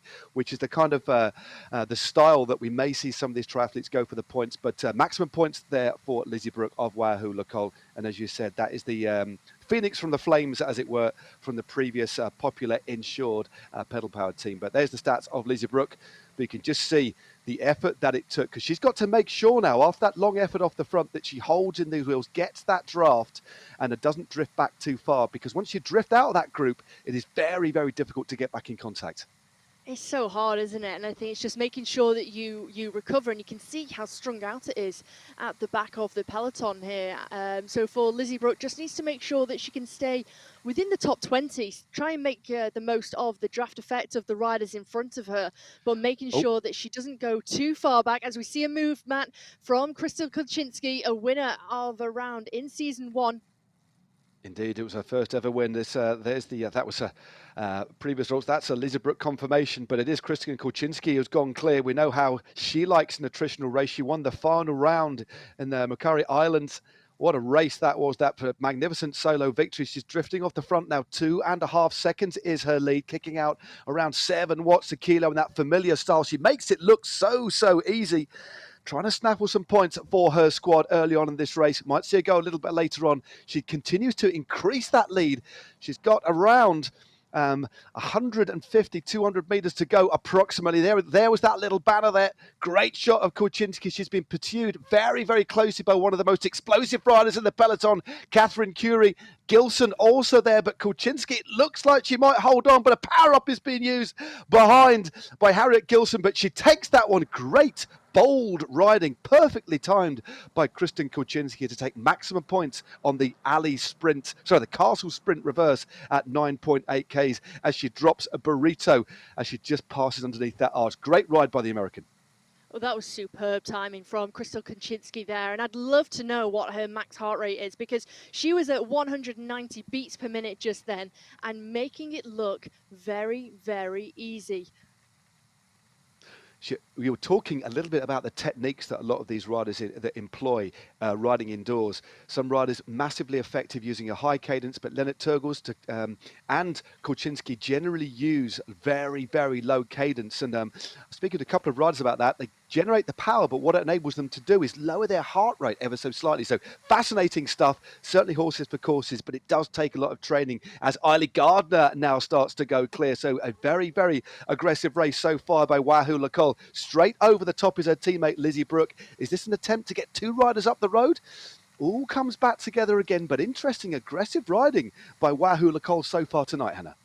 You can see them massing towards the front. They've got all 5 riders, as far as I can see, towards the front of the peloton. So that's mightily impressive that they're riding in a very similar fashion to what we saw aero racing in the men's, where they're staying up towards the front, they're being alert, they're being attentive to what's going on around them, because the next sprint is already coming up, and this will be the Tower Sprint. This is absolutely cruel, the way they've designed this course. Not much time for recovery at all. So the Tower Sprint is next. As you just said, Hannah, a couple of power-ups being dropped there. The draft being dropped, increasing your draft by 50%, which is ideal if you're in the bunch. Remember, these sprints come very, very late indeed. You're almost unsighted until the last few meters as we see a flurry, a snowstorm of power-ups being dropped as we approach sprint number 4, which comes very, very shortly indeed. Verhaeren now moves clear. Beth McKeever again, she was active early on. Natalie Stevenson also there as well, but McKeever has shot clear by 0.3 of a second. McIntosh, I think McKeever did take that one. So Beth McKeever takes maximum points for Movistar, and she is looking very, very dangerous tonight. Very, very dangerous, and just she could feel that McIntosh was just clipping at her heels there, and she just did another acceleration out of the saddle just to ensure that she was to take maximum points. We'll get confirmation of the top 4 riders across the line in Tower Sprint just then. But very, very hotly contested are these intermediate sprints.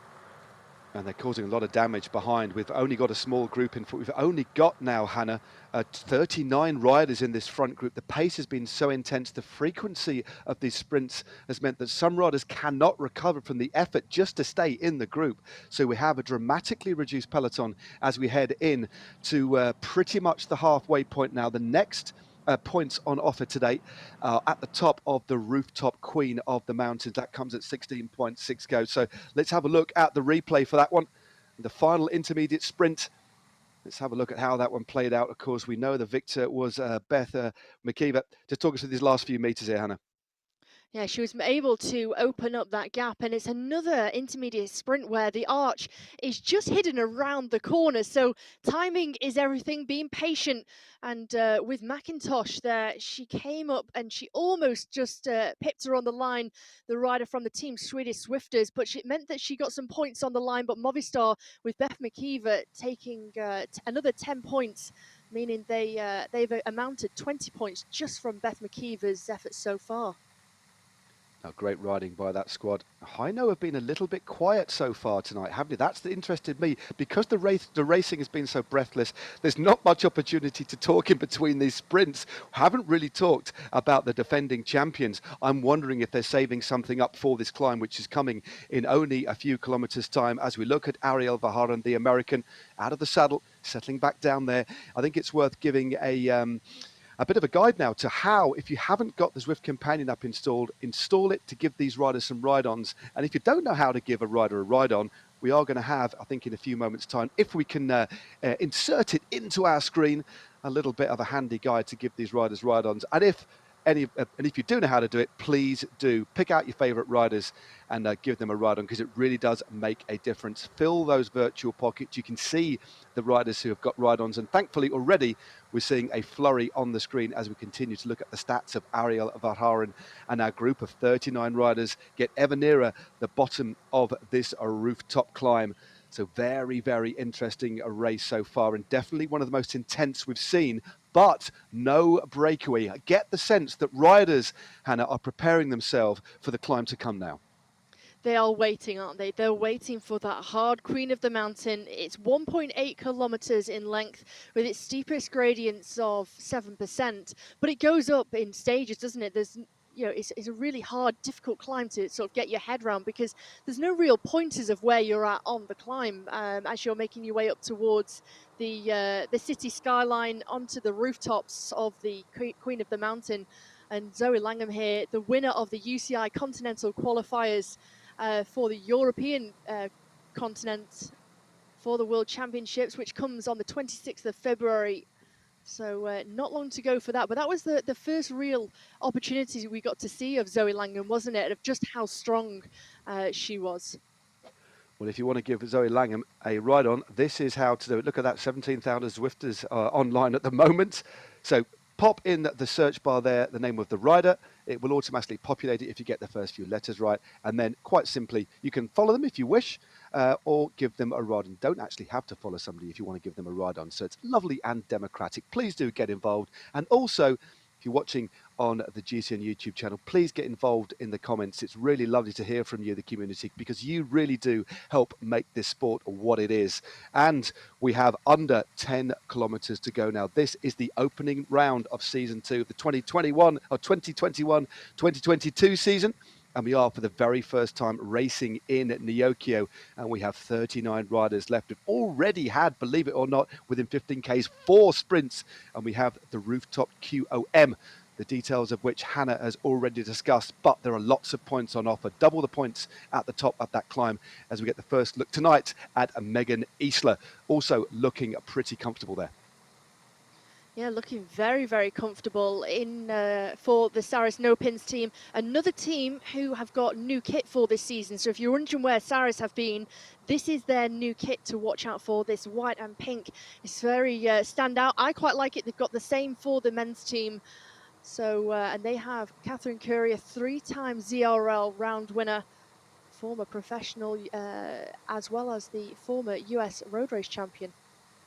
Indeed, I mean, she's such an experienced rider, Catherine Curing. She's been absent for 1 season. It's great to have her back. And she, when you look back through how she wins races, she can do it all. She can climb, she can break away, and she has a very, very explosive sprint indeed. Great to see all of these ride-ons being dropped. Continue to do that. There's a big train up ahead.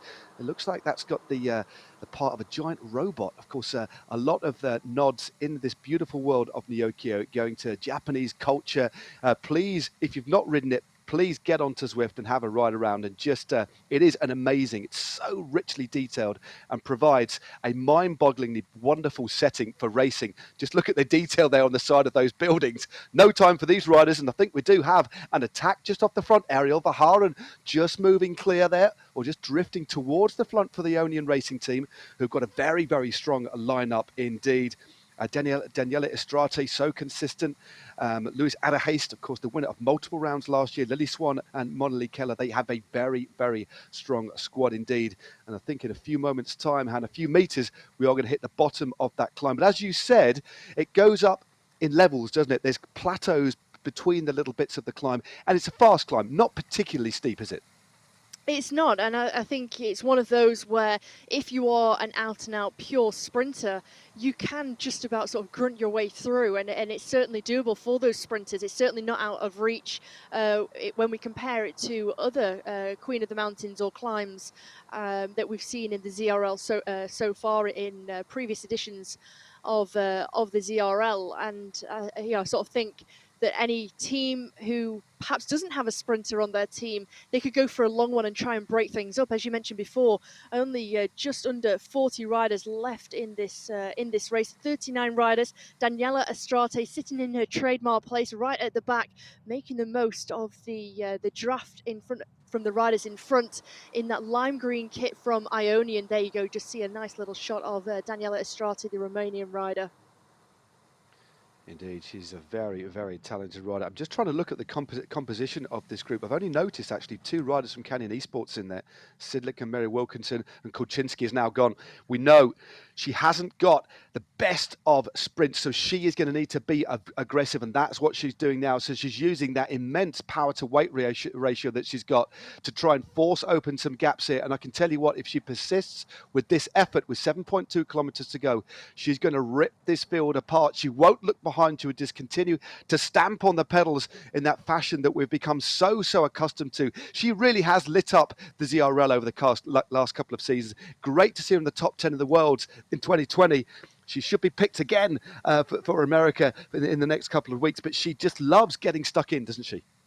She certainly does, and she, takes the race by the scruff of the neck, and she sort of races to her strengths. And as a team, Virginia's Blue Ridge 2024 team, they've gone from strength to strength. They've got some new signings within the team. They've got some riders who are primarily esports riders. So they have a real speciality here when they've lost one of their biggest riders, but also replace them with the likes of Alana Brady, Laurel Quinones, who is a former rower. But with Kulczynski, she's such a strong, determined rider, and she knows that she has to try if she wants to take a victory or do well in the ZRL. She knows that she doesn't have the punch or the kick that the likes of Beth McKeever, Catherine Curry have.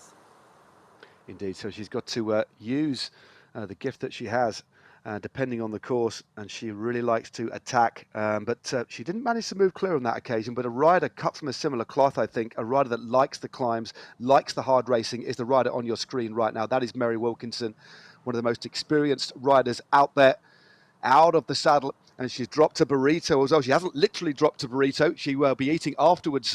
It's the burrito power-up that disables drafting for 2.5 meter radius for 10 seconds. That nobody can latch onto you. She's continuing to power up this climb at 5.5 watts a kilo. Garden has now moved to the front as well. And all of these little maneuvers to the front are slowly but surely thinning out this front group to around 30 riders now. Eiley Gardner uses a power up, heading towards the top of this climb. Alice Lethbridge not too far behind. 3 or 4 Honer riders trying to shut the gap to the 2 from Wahoo Lacole. So Gardner and Langham now trying to go clear, and they take maximum points over the top there. So first and second Hannah for Wahoo Lacole. Great performance by them, netting in the process 35 points. That was exceptional timing from the 2 riders of Wahoo Lacole, of Eiley Gardner and Zoe Langham, to try to take those points there, and that will elevate them right up in the team standings there as we start this descent. Riders are starting to move up as we see another few riders get distance from this peloton. Yeah, this group is really starting to spread out now. There's 30 riders within 4.5 seconds of each other. A couple of riders there just managing briefly, albeit briefly, because this descent isn't particularly steep, but a couple of riders for a few seconds there managing to get into a super tuck, which enables them just to have a little bit of recovery. And this course doesn't give many opportunities at all. And there's that little group just off the back there as we look at the figure of Eiley Gardner rocketing down this descent, giving us great, wonderful views of this metropolis where it is never daytime. That is why this is called the Neokyo All Nighter, because in Neokyo, the light comes from all this wonderful neon. It is absolutely amazing. It is definitely my favorite world. As Dave Tull said earlier on, it's something out of Blade Runner. Maybe it's Blade Runner crossed with Akira. Anyway, the cultural references to one side. We're heading towards the last 4.5 kilometers of this race, and we have a thinned out group heading towards the finish here, Hannah. We certainly do. Only around 25 riders are left in this front bunch who are vying for the victory. We've got a few riders who are chasing back on: Charlotte Colclough, Joe Blackburn, Lily Swan, Eleanor Weisman, and Amelia Mitchell. Just some of the riders who are trying to work together to get themselves back into contention for the individual victory, but also to help their teams gain points on the night to go for that overall team classification. And you can just see the speed pick up again. You can almost cut the tension, can't you, in this front group now. Everyone just making sure they're patient but alert and up towards the front. Well, as we head towards the finish, look at the total. Wahoo Lacole, courtesy of first and second there. Did score earlier on. 48 points to the good. Ionian in second with 22. Hino with 18. Movistar there with 16. And then Virginia's at Blue Ridge 2024 with 13. And then we have the rest behind. A few teams yet to score. So a great night so far by Wahoo Lacole. And they have the vast majority of their riders still in this front group and looking good. 3.5 Ks to go. The road just imperceptibly starts to rise now. There's a long straight section here in real contrast to the earlier part of the course where it's left and right, constant changes of direction, and it's a real opportunity to either just sit in the wheels, or I think it's a good space to attack, but you aren't exactly out of sight, out of mind until the last 800 meters where we head into the arcade and then out again. And we saw before, as Chris McGlinchey was caught on the line, wasn't he, within sight of the finish. But this is Natalie Stevenson, the Scot, sat in this group, just moving towards the front, riding for Cryo. And she's looking good here, but rolling her shoulders backwards and forwards, part of this elite group of around 30 riders heading towards the finish, but nobody trying to go for it here. I think a lot of riders went very, very deep on that climb. This is a huge surprise. When you take a look down now, you can see the speed has dropped considerably from what it was before. This is the only time and the first time during this race that we have seen the riders below 40 kilometers per hour on a flat section, that is. So 35 kilometers per hour, perfect time if a rider has the legs and has the ability to attack. But you have to think that that was such a fast and ferocious pace up the Queen of the Mountain. Perhaps a few riders are actually a little bit gassed. They don't have it in them at the moment. And Natalie Stevenson from the Toyota Cryo RDT team, the rider from Great Britain, just clipping off the front. A few riders sensing the danger there. That's one of the riders from the Movistar team just closing the gap to Stevenson. That was a Becky Story from the Isle of Man, just moving up there from Movistar. Again, you get the sense, as you said, you could cut the atmosphere, the virtual and Neokyo All Nighter atmosphere with a bit of a knife, because this is getting quite tactical. I did expect one of the riders without too much punch, who lacks that real sprint, to try and go long. But with 2 kilometers to go, this group is still all together. Lots of riders in red there. Huback is there. For the team that are essentially the champions from Hino Racing. They've got several riders in the mix there. Becky Story, Sidlick, Catherine Curry still in the mix. She has got a real kick on her, so she'll be pretty happy with this situation. Doesn't need to close anybody down. So we've got some very, very fast finishes here, but also some riders that I think would need to go long if they were trying to get some points. Wilkinson also in the mix as well. 1.6 kilometers to go. We've got about 700 meters before we enter the arcade. It's left, it's right. And remember, the finish line only comes within sight within the last 50 meters. So timing and the deployment of the power-up that you have, crucial here, Hannah. Yeah, it's so important that you get everything right going into this finish line. The optimum power-up that you'd like going into this finish is the aero power-up. It reduces your CDA by 25%, which is your coefficient of aerodynamic drag, or you might want to have the burrito if you want to try and lead out from the front and ensure that no rider can benefit from your draft effect as we go underneath the Flamme Rouge with 1,000 meters to go until we finish the first time in Neokyo. As we head towards that arcade, it's starting to get a little bit tactical, starting to string itself out, Matt. Well, the neon lights outside from the buildings is replaced by the gaming machines, the video games inside. If you look closer on the left-hand side, not that the riders will see it, there are riders riding Zwift within Zwift. How meta is that? 700 meters to go. The power-ups are going early, and Vicky Whitelaw and Vaharan have opened things up here. Fascinating stuff through the arcade here, Hannah. You see, this is 3 riders from Hino, all going from the front here. Hansen, Whitelaw, Lethbridge. They're trying to get the jump on the rest of the riders. Huback as well, just there in 5th place. So they're trying to get the jump on the rest of the riders with 360 meters to go. But it is the rider Zoe Langham who won the UCI Continental Qualifiers in Europe. She's leading this one out for Wahoo Lacol in that blue and pink kit as they make that left-hand turn. She certainly is. What a sprint this is. 100 metres to go. Langham, Huback, Gardner's there. Whitelaw, Curry. It's bunching up. This is coming through the finish now. Gardner, Anna Haste, I think, is there. With Van Hoor, I think, that took that. Very, very close indeed. But I think, indeed, it was Liz Van Hoerling of Team Saris who came from nowhere around that corner to take the win ahead of one of the pre-race favourites, Luce Anna Haste of the Ionian Racing Team. Emma Belforth in 2nd place. It was indeed. What a win by Team Saris. Big surprise there from the American. Van Hoerling takes the win there. Anna Haste in 2nd place. Belforth from Team Swedish Swifters rounds out the podium. Then we have Beth McKeever, Lizzie Brooke of Wahoo Lacol, Catherine Curry there in 6th place. Good ride by her. Then the first home for Hino was Vicky Whitelaw. Ashley McIntosh is also there, the first home from Virginia's Bike Ridge 2024. Beth Gardner, and then Louise Huback rounding out the top 10. Hannah, a breathless sprint, and interesting, a very interesting way that it unfolded. Let's have a little look at it again in slow motion. 32 minutes race time, intense as was this final sprint. Let's have a look at this unfold once more, Hannah. Well, this was exceptional. You had 3 riders from Wahoo Lacol leading it out with Beth McKeever just on that left-hand side. And you see straight through the middle, Liz Van Hoerling of the team Saris just coming through. And again, it was right on the line. This is a perfect view of where it is. You have the rider on the inside from Ionian. And it was so close. Timing again coming, and patience coming right into it. This is Liz. We can see her straight after that, after the race, after the victory. Already warmed down, but looking happy there. She certainly is. Well, hopefully we'll get to speak to her later. So congratulations to Liz Van Hoerling. Lots to talk about, including the overall points.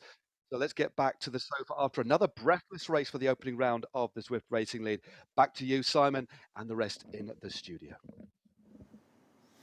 Thank you, Matt. Wow. Congratulations to Liz Van Hoerling there. That was a brilliantly well-timed finish, wasn't it? I've got to say, Lois Anna Haste, my pick, agonisingly close, lost it by a hair's breadth at the end. There was so much toing and throwing going into that finish straight. I thought Wahoo Lacol had it, and then they lost it at the line. I know, yeah, so and well Team done. Hino as well. That was clearly a predefined team tactic, an attack with 3 riders with about 700 metres to go. I mean, if that had worked, it would have been utterly inspired. The fact that it didn't work meant that potentially it's cost them, although I did notice they had 2 riders still sneak into the top 10. But we've got to say, Wahoo Lacol, they looked like they were going to utterly dominate until that final corner. But even so, on intermediate sprint points, they amassed a lot, didn't they? Yeah, I mean, just before we went into that final finish, I mean, they were a considerable region ahead of the rest of the field. I mean, it's hard to see them not staying anywhere but first place. Well, you'd think, wouldn't you? First and second over the QOM, so that's 35 points for them, isn't it? So yeah, it's going to be fascinating to see how much they win by. And yeah, fair play. I mean, that's a squad that's actually been renamed for this time, hasn't it? Hannah has just teleported in. You can fill us in. Wahoo Lacol, that's a new team name, but a well-established team, right? It certainly is. And that was so incredible, what they did tonight and the way that they raced. And as we mentioned before, what have teams done in that off-season period between season 1 and season 2? Well, Wahoo Lacol, they've upped their game, they've stepped up. Zoe Langham, I think, rider of the night, such a formidable rider who, has gone from strength to strength after winning the UCI Continental Qualifiers to qualify for Great Britain in the World Championships. Yeah, and it looked like, again, just like in the men's, a very attritional race, didn't it? That was not a big bunch by the end. I think Matt said it was about 29 riders over that QOM point. Yeah. So, yeah, that's a lot. That's a lot of riders out the back. And some big-name riders who were distanced very early on. Some of the riders from Canyon SRAM were distanced early on. Hayley Simmons from the Movistar team. She went out the back, did she? She did, and I think that just shows you how hard tonight's race was when you see the likes of Ella Harris unable to stay with the pace. I think it just shows you the difficulty after the first and the second intermediate sprint. Yeah. Right, let's have a closer look at that final sprint. Perhaps we can dissect it a little more closely. So we're going into the Flamme Rouge there, so 1 kilometre to go. I'm kind of waiting for the moment that Heino strike. I think it was about 700 metres to go. What do you think, Hannah? You can already see how strung out it is. It's getting tight here. Yeah, It is. You can just see them starting to move up through the peloton as a team, and that's something that we saw in the men's race as well, wasn't it? The teams were moving up together, they were keeping themselves all ready together, and you can just see they attacked as a 3 into the arcade, so really taking everyone by surprise. Still quite a long way to go, just less than 600 metres, so that's a huge effort to try and maintain, to hold off sort of a charging peloton, and the only rider able to stay with it at that point was Krzysztof Konczynski of the 2024 team. But this was the moment where 2 riders from Wahoo Le Col, they sensed that danger, they were able to bridge that gap, and then they made their own acceleration at this point. So it was looking like they had a good enough gap, but riders Beth McKeever coming very, very hot from the back for Movistar team. It is a tricky finish, that one, isn't it? The fact that you can't see that corner. I wonder whether Heino were banking on the bunch stringing out through the bends, but of course, in the virtual world, you don't quite get the same concertina effect, do you? In a bend, you just keep the gas going 100%. Yeah, exactly. But I also think that they were hoping that they'd take everyone by surprise, going early, and maybe perhaps other teams would hesitate, and I think that hesitation would have given them perhaps 1-2 seconds extra that they would have been looking for at that point. But as it turned out, Kolczynski knew that if she wanted to win on the individual race tonight, that she'd have to go early as well. And Wahoo Le Col were just all over it. They were so alert and attentive throughout tonight's race. Well, super stuff. Well, we are delighted now to be joined by the winner of today's race, Liz. Hello, Liz. Hi. Congratulations. Thank you. How was that race? How did it pan out for you in that finish? And that was superb. Yeah, it was hard. People went early, which I knew was a possibility, but I wasn't prepared to go that early. I was thinking more like 500 meters to go, but it strung out closer to 7 or 8. And I tried to get on it, but not get to the front too early. So I started going, but tried to stay in the wheels as long as I could. And then I didn't even know who was winning. I just kept pushing through to the finish line and couldn't believe it happened. And it was a really attritional race, that one. That was a small peloton by the end. How were you finding the early stage of the race? Was your tactic to kind of try and hide in the wheels as much as possible? What was the team tactic? Yeah, me and our other strong sprinter were going to go for all the sprint points and have everyone else try to just conserve and then stay in contact on the climb. So I really went for the first sprint because I knew there were no power-ups for that one. And then 2nd through 4th come really quick. So I mostly just hung in on those. I was trying, but I didn't get any points for those. And then, yeah, just trying to hang on to the climb. And I had to catch back on the descent a little bit. Because it was really quick up the climb. But yeah, it was mostly just sitting in as much as you could and then being smart for the final. Now, we've been talking a lot about that finish, which obviously you did very well on. Now, what did you get on there pre-race and recce it to find out where that finish line was, and you knew each and every turn? Yeah, and all the sprint points, I really wanted to know where those were. So I did it just by myself easy a few times and did one of the recon races on Saturday, and then did a meetup with a friend where we actually went for all the segment points and sprinted at the finish. So yeah, I probably had ridden it 5 times or so before today.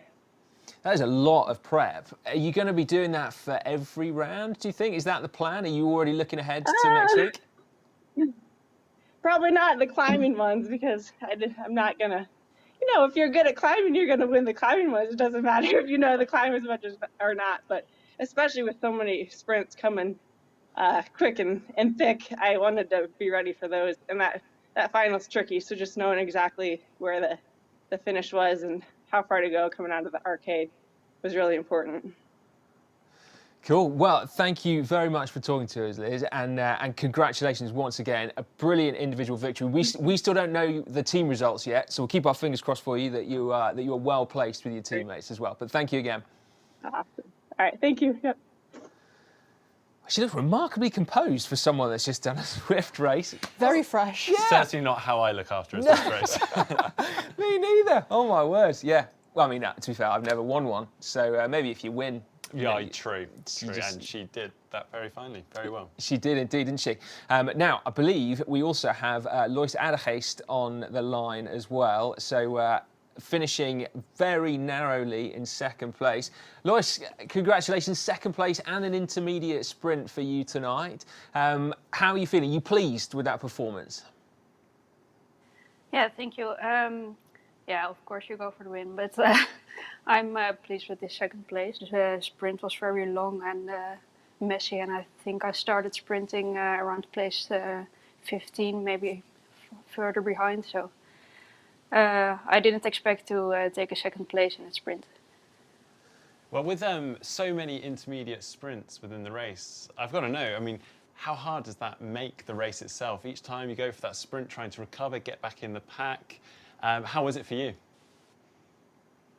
Yeah, it definitely makes it harder, and actually I lost a bit of track of where we were on the course. So I missed one sprint, and then it's really hard to keep your position in the pack. But I could recover pretty well today in between the sprints. So how's your form then? Clearly you're going well, but you're in week 1 of a 6-week series, and I know that you've got ambitions for out in real life on the road this season as well. So where are you at in terms of your training at the minute? Are we going to see you building through the season, or have you come in flying full gas? No, I think I will become a bit better into the series. I focused more on the endurance and the longer efforts last weeks, so I think my sprint will improve in the coming weeks. Right then, you heard it here first. Lois Adergeest onwards and upwards from second place in the first round. Congratulations again, that was a sterling effort, and yeah, we'll be watching the team results with interest to see how you got on. So yeah, best of luck next week. Well then, I've got to say, Hannah, you predicted the men's individual winner, and I almost got the women's. So we've gone off to a pretty good start, I think, but we are still waiting on the team results. So that will be the point at which we really see who is flying, won't we? Yeah, but another notable athlete, Kulczynski, this evening. She took the 3rd intermediate sprint, and then it seemed like she was going after the QOM, but perhaps went a little bit too early. Yeah, another one who got disoriented, perhaps? Potentially, but I think some of the riders and some of the climbers, they just took the Queen of the Mountain at such a high pace. Eilidh Gardiner was up there. Wahoo Lecole took that clean sweep of 1st and 2nd, and I think you could see how in difficulty some riders were, and how many riders were unable to stay with the strung out peloton at that point. So I think for Kulczynski, you know, she tried, and I think that's always her mantra, that she has to try if she wants to try and either win the individual on the night, also to give her team of 2024 points for the team classification. She's got to go and play to her strengths, and that Queen of the Mountain was where she was at her strongest. Didn't pay off in the end, but she was able to recover and be up there into that final kilometre where, you know, she spotted that danger move of the 3 Hino riders, and she was there right in the mix until the end. To be honest, I think on tonight's course, she didn't put a foot wrong because she knew it didn't suit her, and she was always in the right place at the right time. Unfortunately, didn't pull off. It was one for the sprinters in the end, albeit a reduced bunch sprint of around 29 riders. But I think still a strong performance, and I think onwards and upwards. Yeah, we spoke to Kristen, you know, for a debrief video about why GCN did so badly at the Zwift Racing League. And she wasn't rude about our performance, but she did say that one of her things on Zwift was just basically attacking because she loves it. And unfortunately, we weren't able to attack because we weren't good enough, unlike Kristen. But yeah, good to see that she's still playing to her strengths, as you say, going on. Right, we have kept you in suspense for long enough. Let us head over to the team results. We will start with the women. Wahoo Nicole there, taking it 117 points ahead of Hino Racing Team. So not a thumping victory, but pretty solid. Saris Nopins just 1 point behind Hino. That's agonising, isn't it? Then Onion Race Team in 4th. Beast Mode, presented by Rose, in 5th with 60 points. And then at the bottom, we've got 3 teams, haven't we, on nil point, including our first-timers tonight, Rocker Corba Collective and Canyon SRAM as well. So disappointing outing for those two teams, you'd think, wouldn't you? Yeah, it was quite disappointing, especially to see Canyon SRAM not being able to score anything. They weren't really in the mix at all, even in the intermediates. Rocker Corba Collective, they are a newly promoted team. They've come from that community division. So, you know, perhaps it's one night where perhaps they just need to find their feet. They learnt from tonight's racing. They do have a lot of riders who are predominantly climbers. When you look at Catherine Collin, Ashley Mulman Patio will hopefully be back for a few of the other rounds, and especially the climbing rounds, which will be incredibly exciting. But still some riders and some teams, up there. Beast Mode powered by Rose, really impressive from them tonight. Well, we can see here now, obviously, leading the series, unsurprisingly there. But yeah, I mean, talking of Rocket Corba, so obviously you're suggesting maybe the tables could turn later on with some of the different stages and terrains we've got coming up? It certainly can. Charlie Berry within the team, she's predominantly a climber. So yeah, again, might not suit her on tonight's course, but I think they've got more to give. Yeah, well, and double points for that final round with the summit finish. If you've got Ashley Mulman Patio in your squad, plus other climbers too, I mean, at least there might be a single round victory within their grasp. So yeah, better to have a blaze of glory in one round, I think, than 5 kind of like mid-table ones. Personally, I'd think that. I don't know whether you'd agree. I think if you know, as I said, they're new into this Premier Division. You know, this is the highest level of e-racing they've ever done. You know, this is the highest level, the best riders in the world. Let's not forget, and the calibre is so high too. Yeah. Right, should we see, well, part of the reason why Wahoo Nicole did get that victory, a really impressive first and second up that QOM. We can see it happening now. Hannah, talk us through it.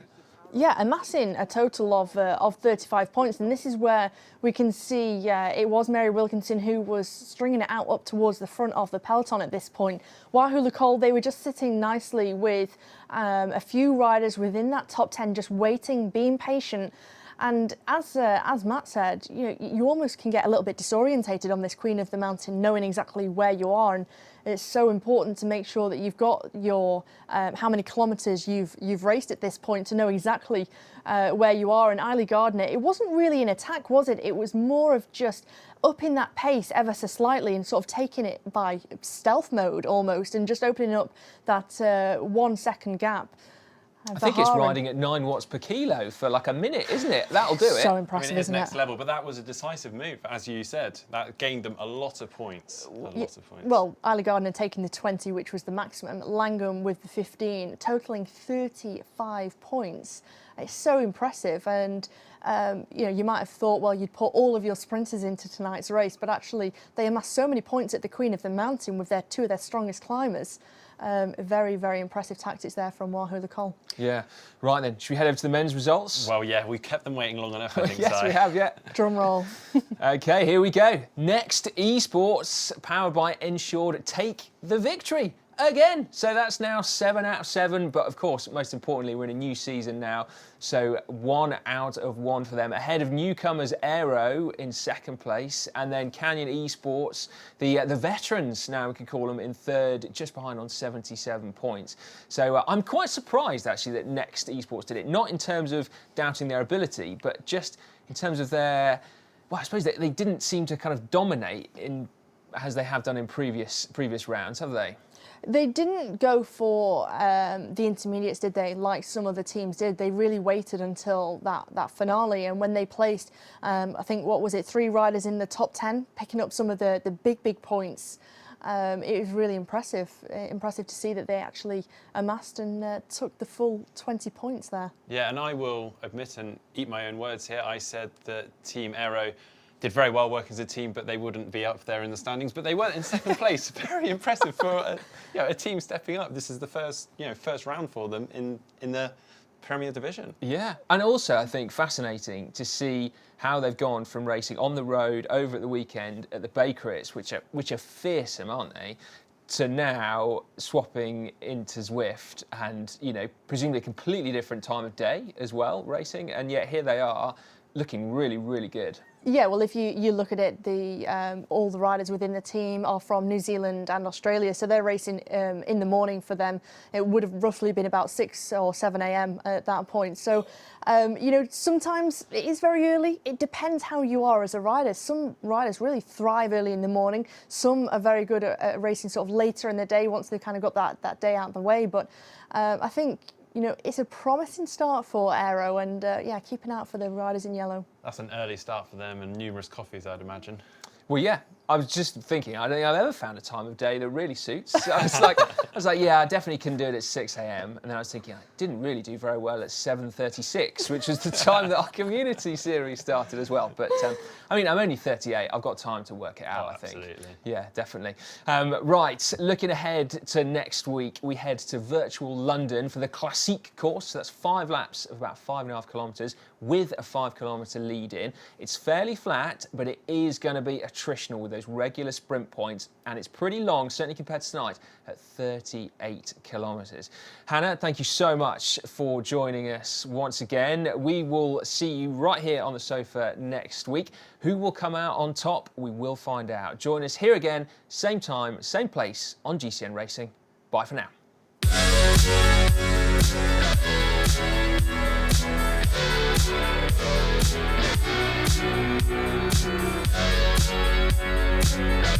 be right back.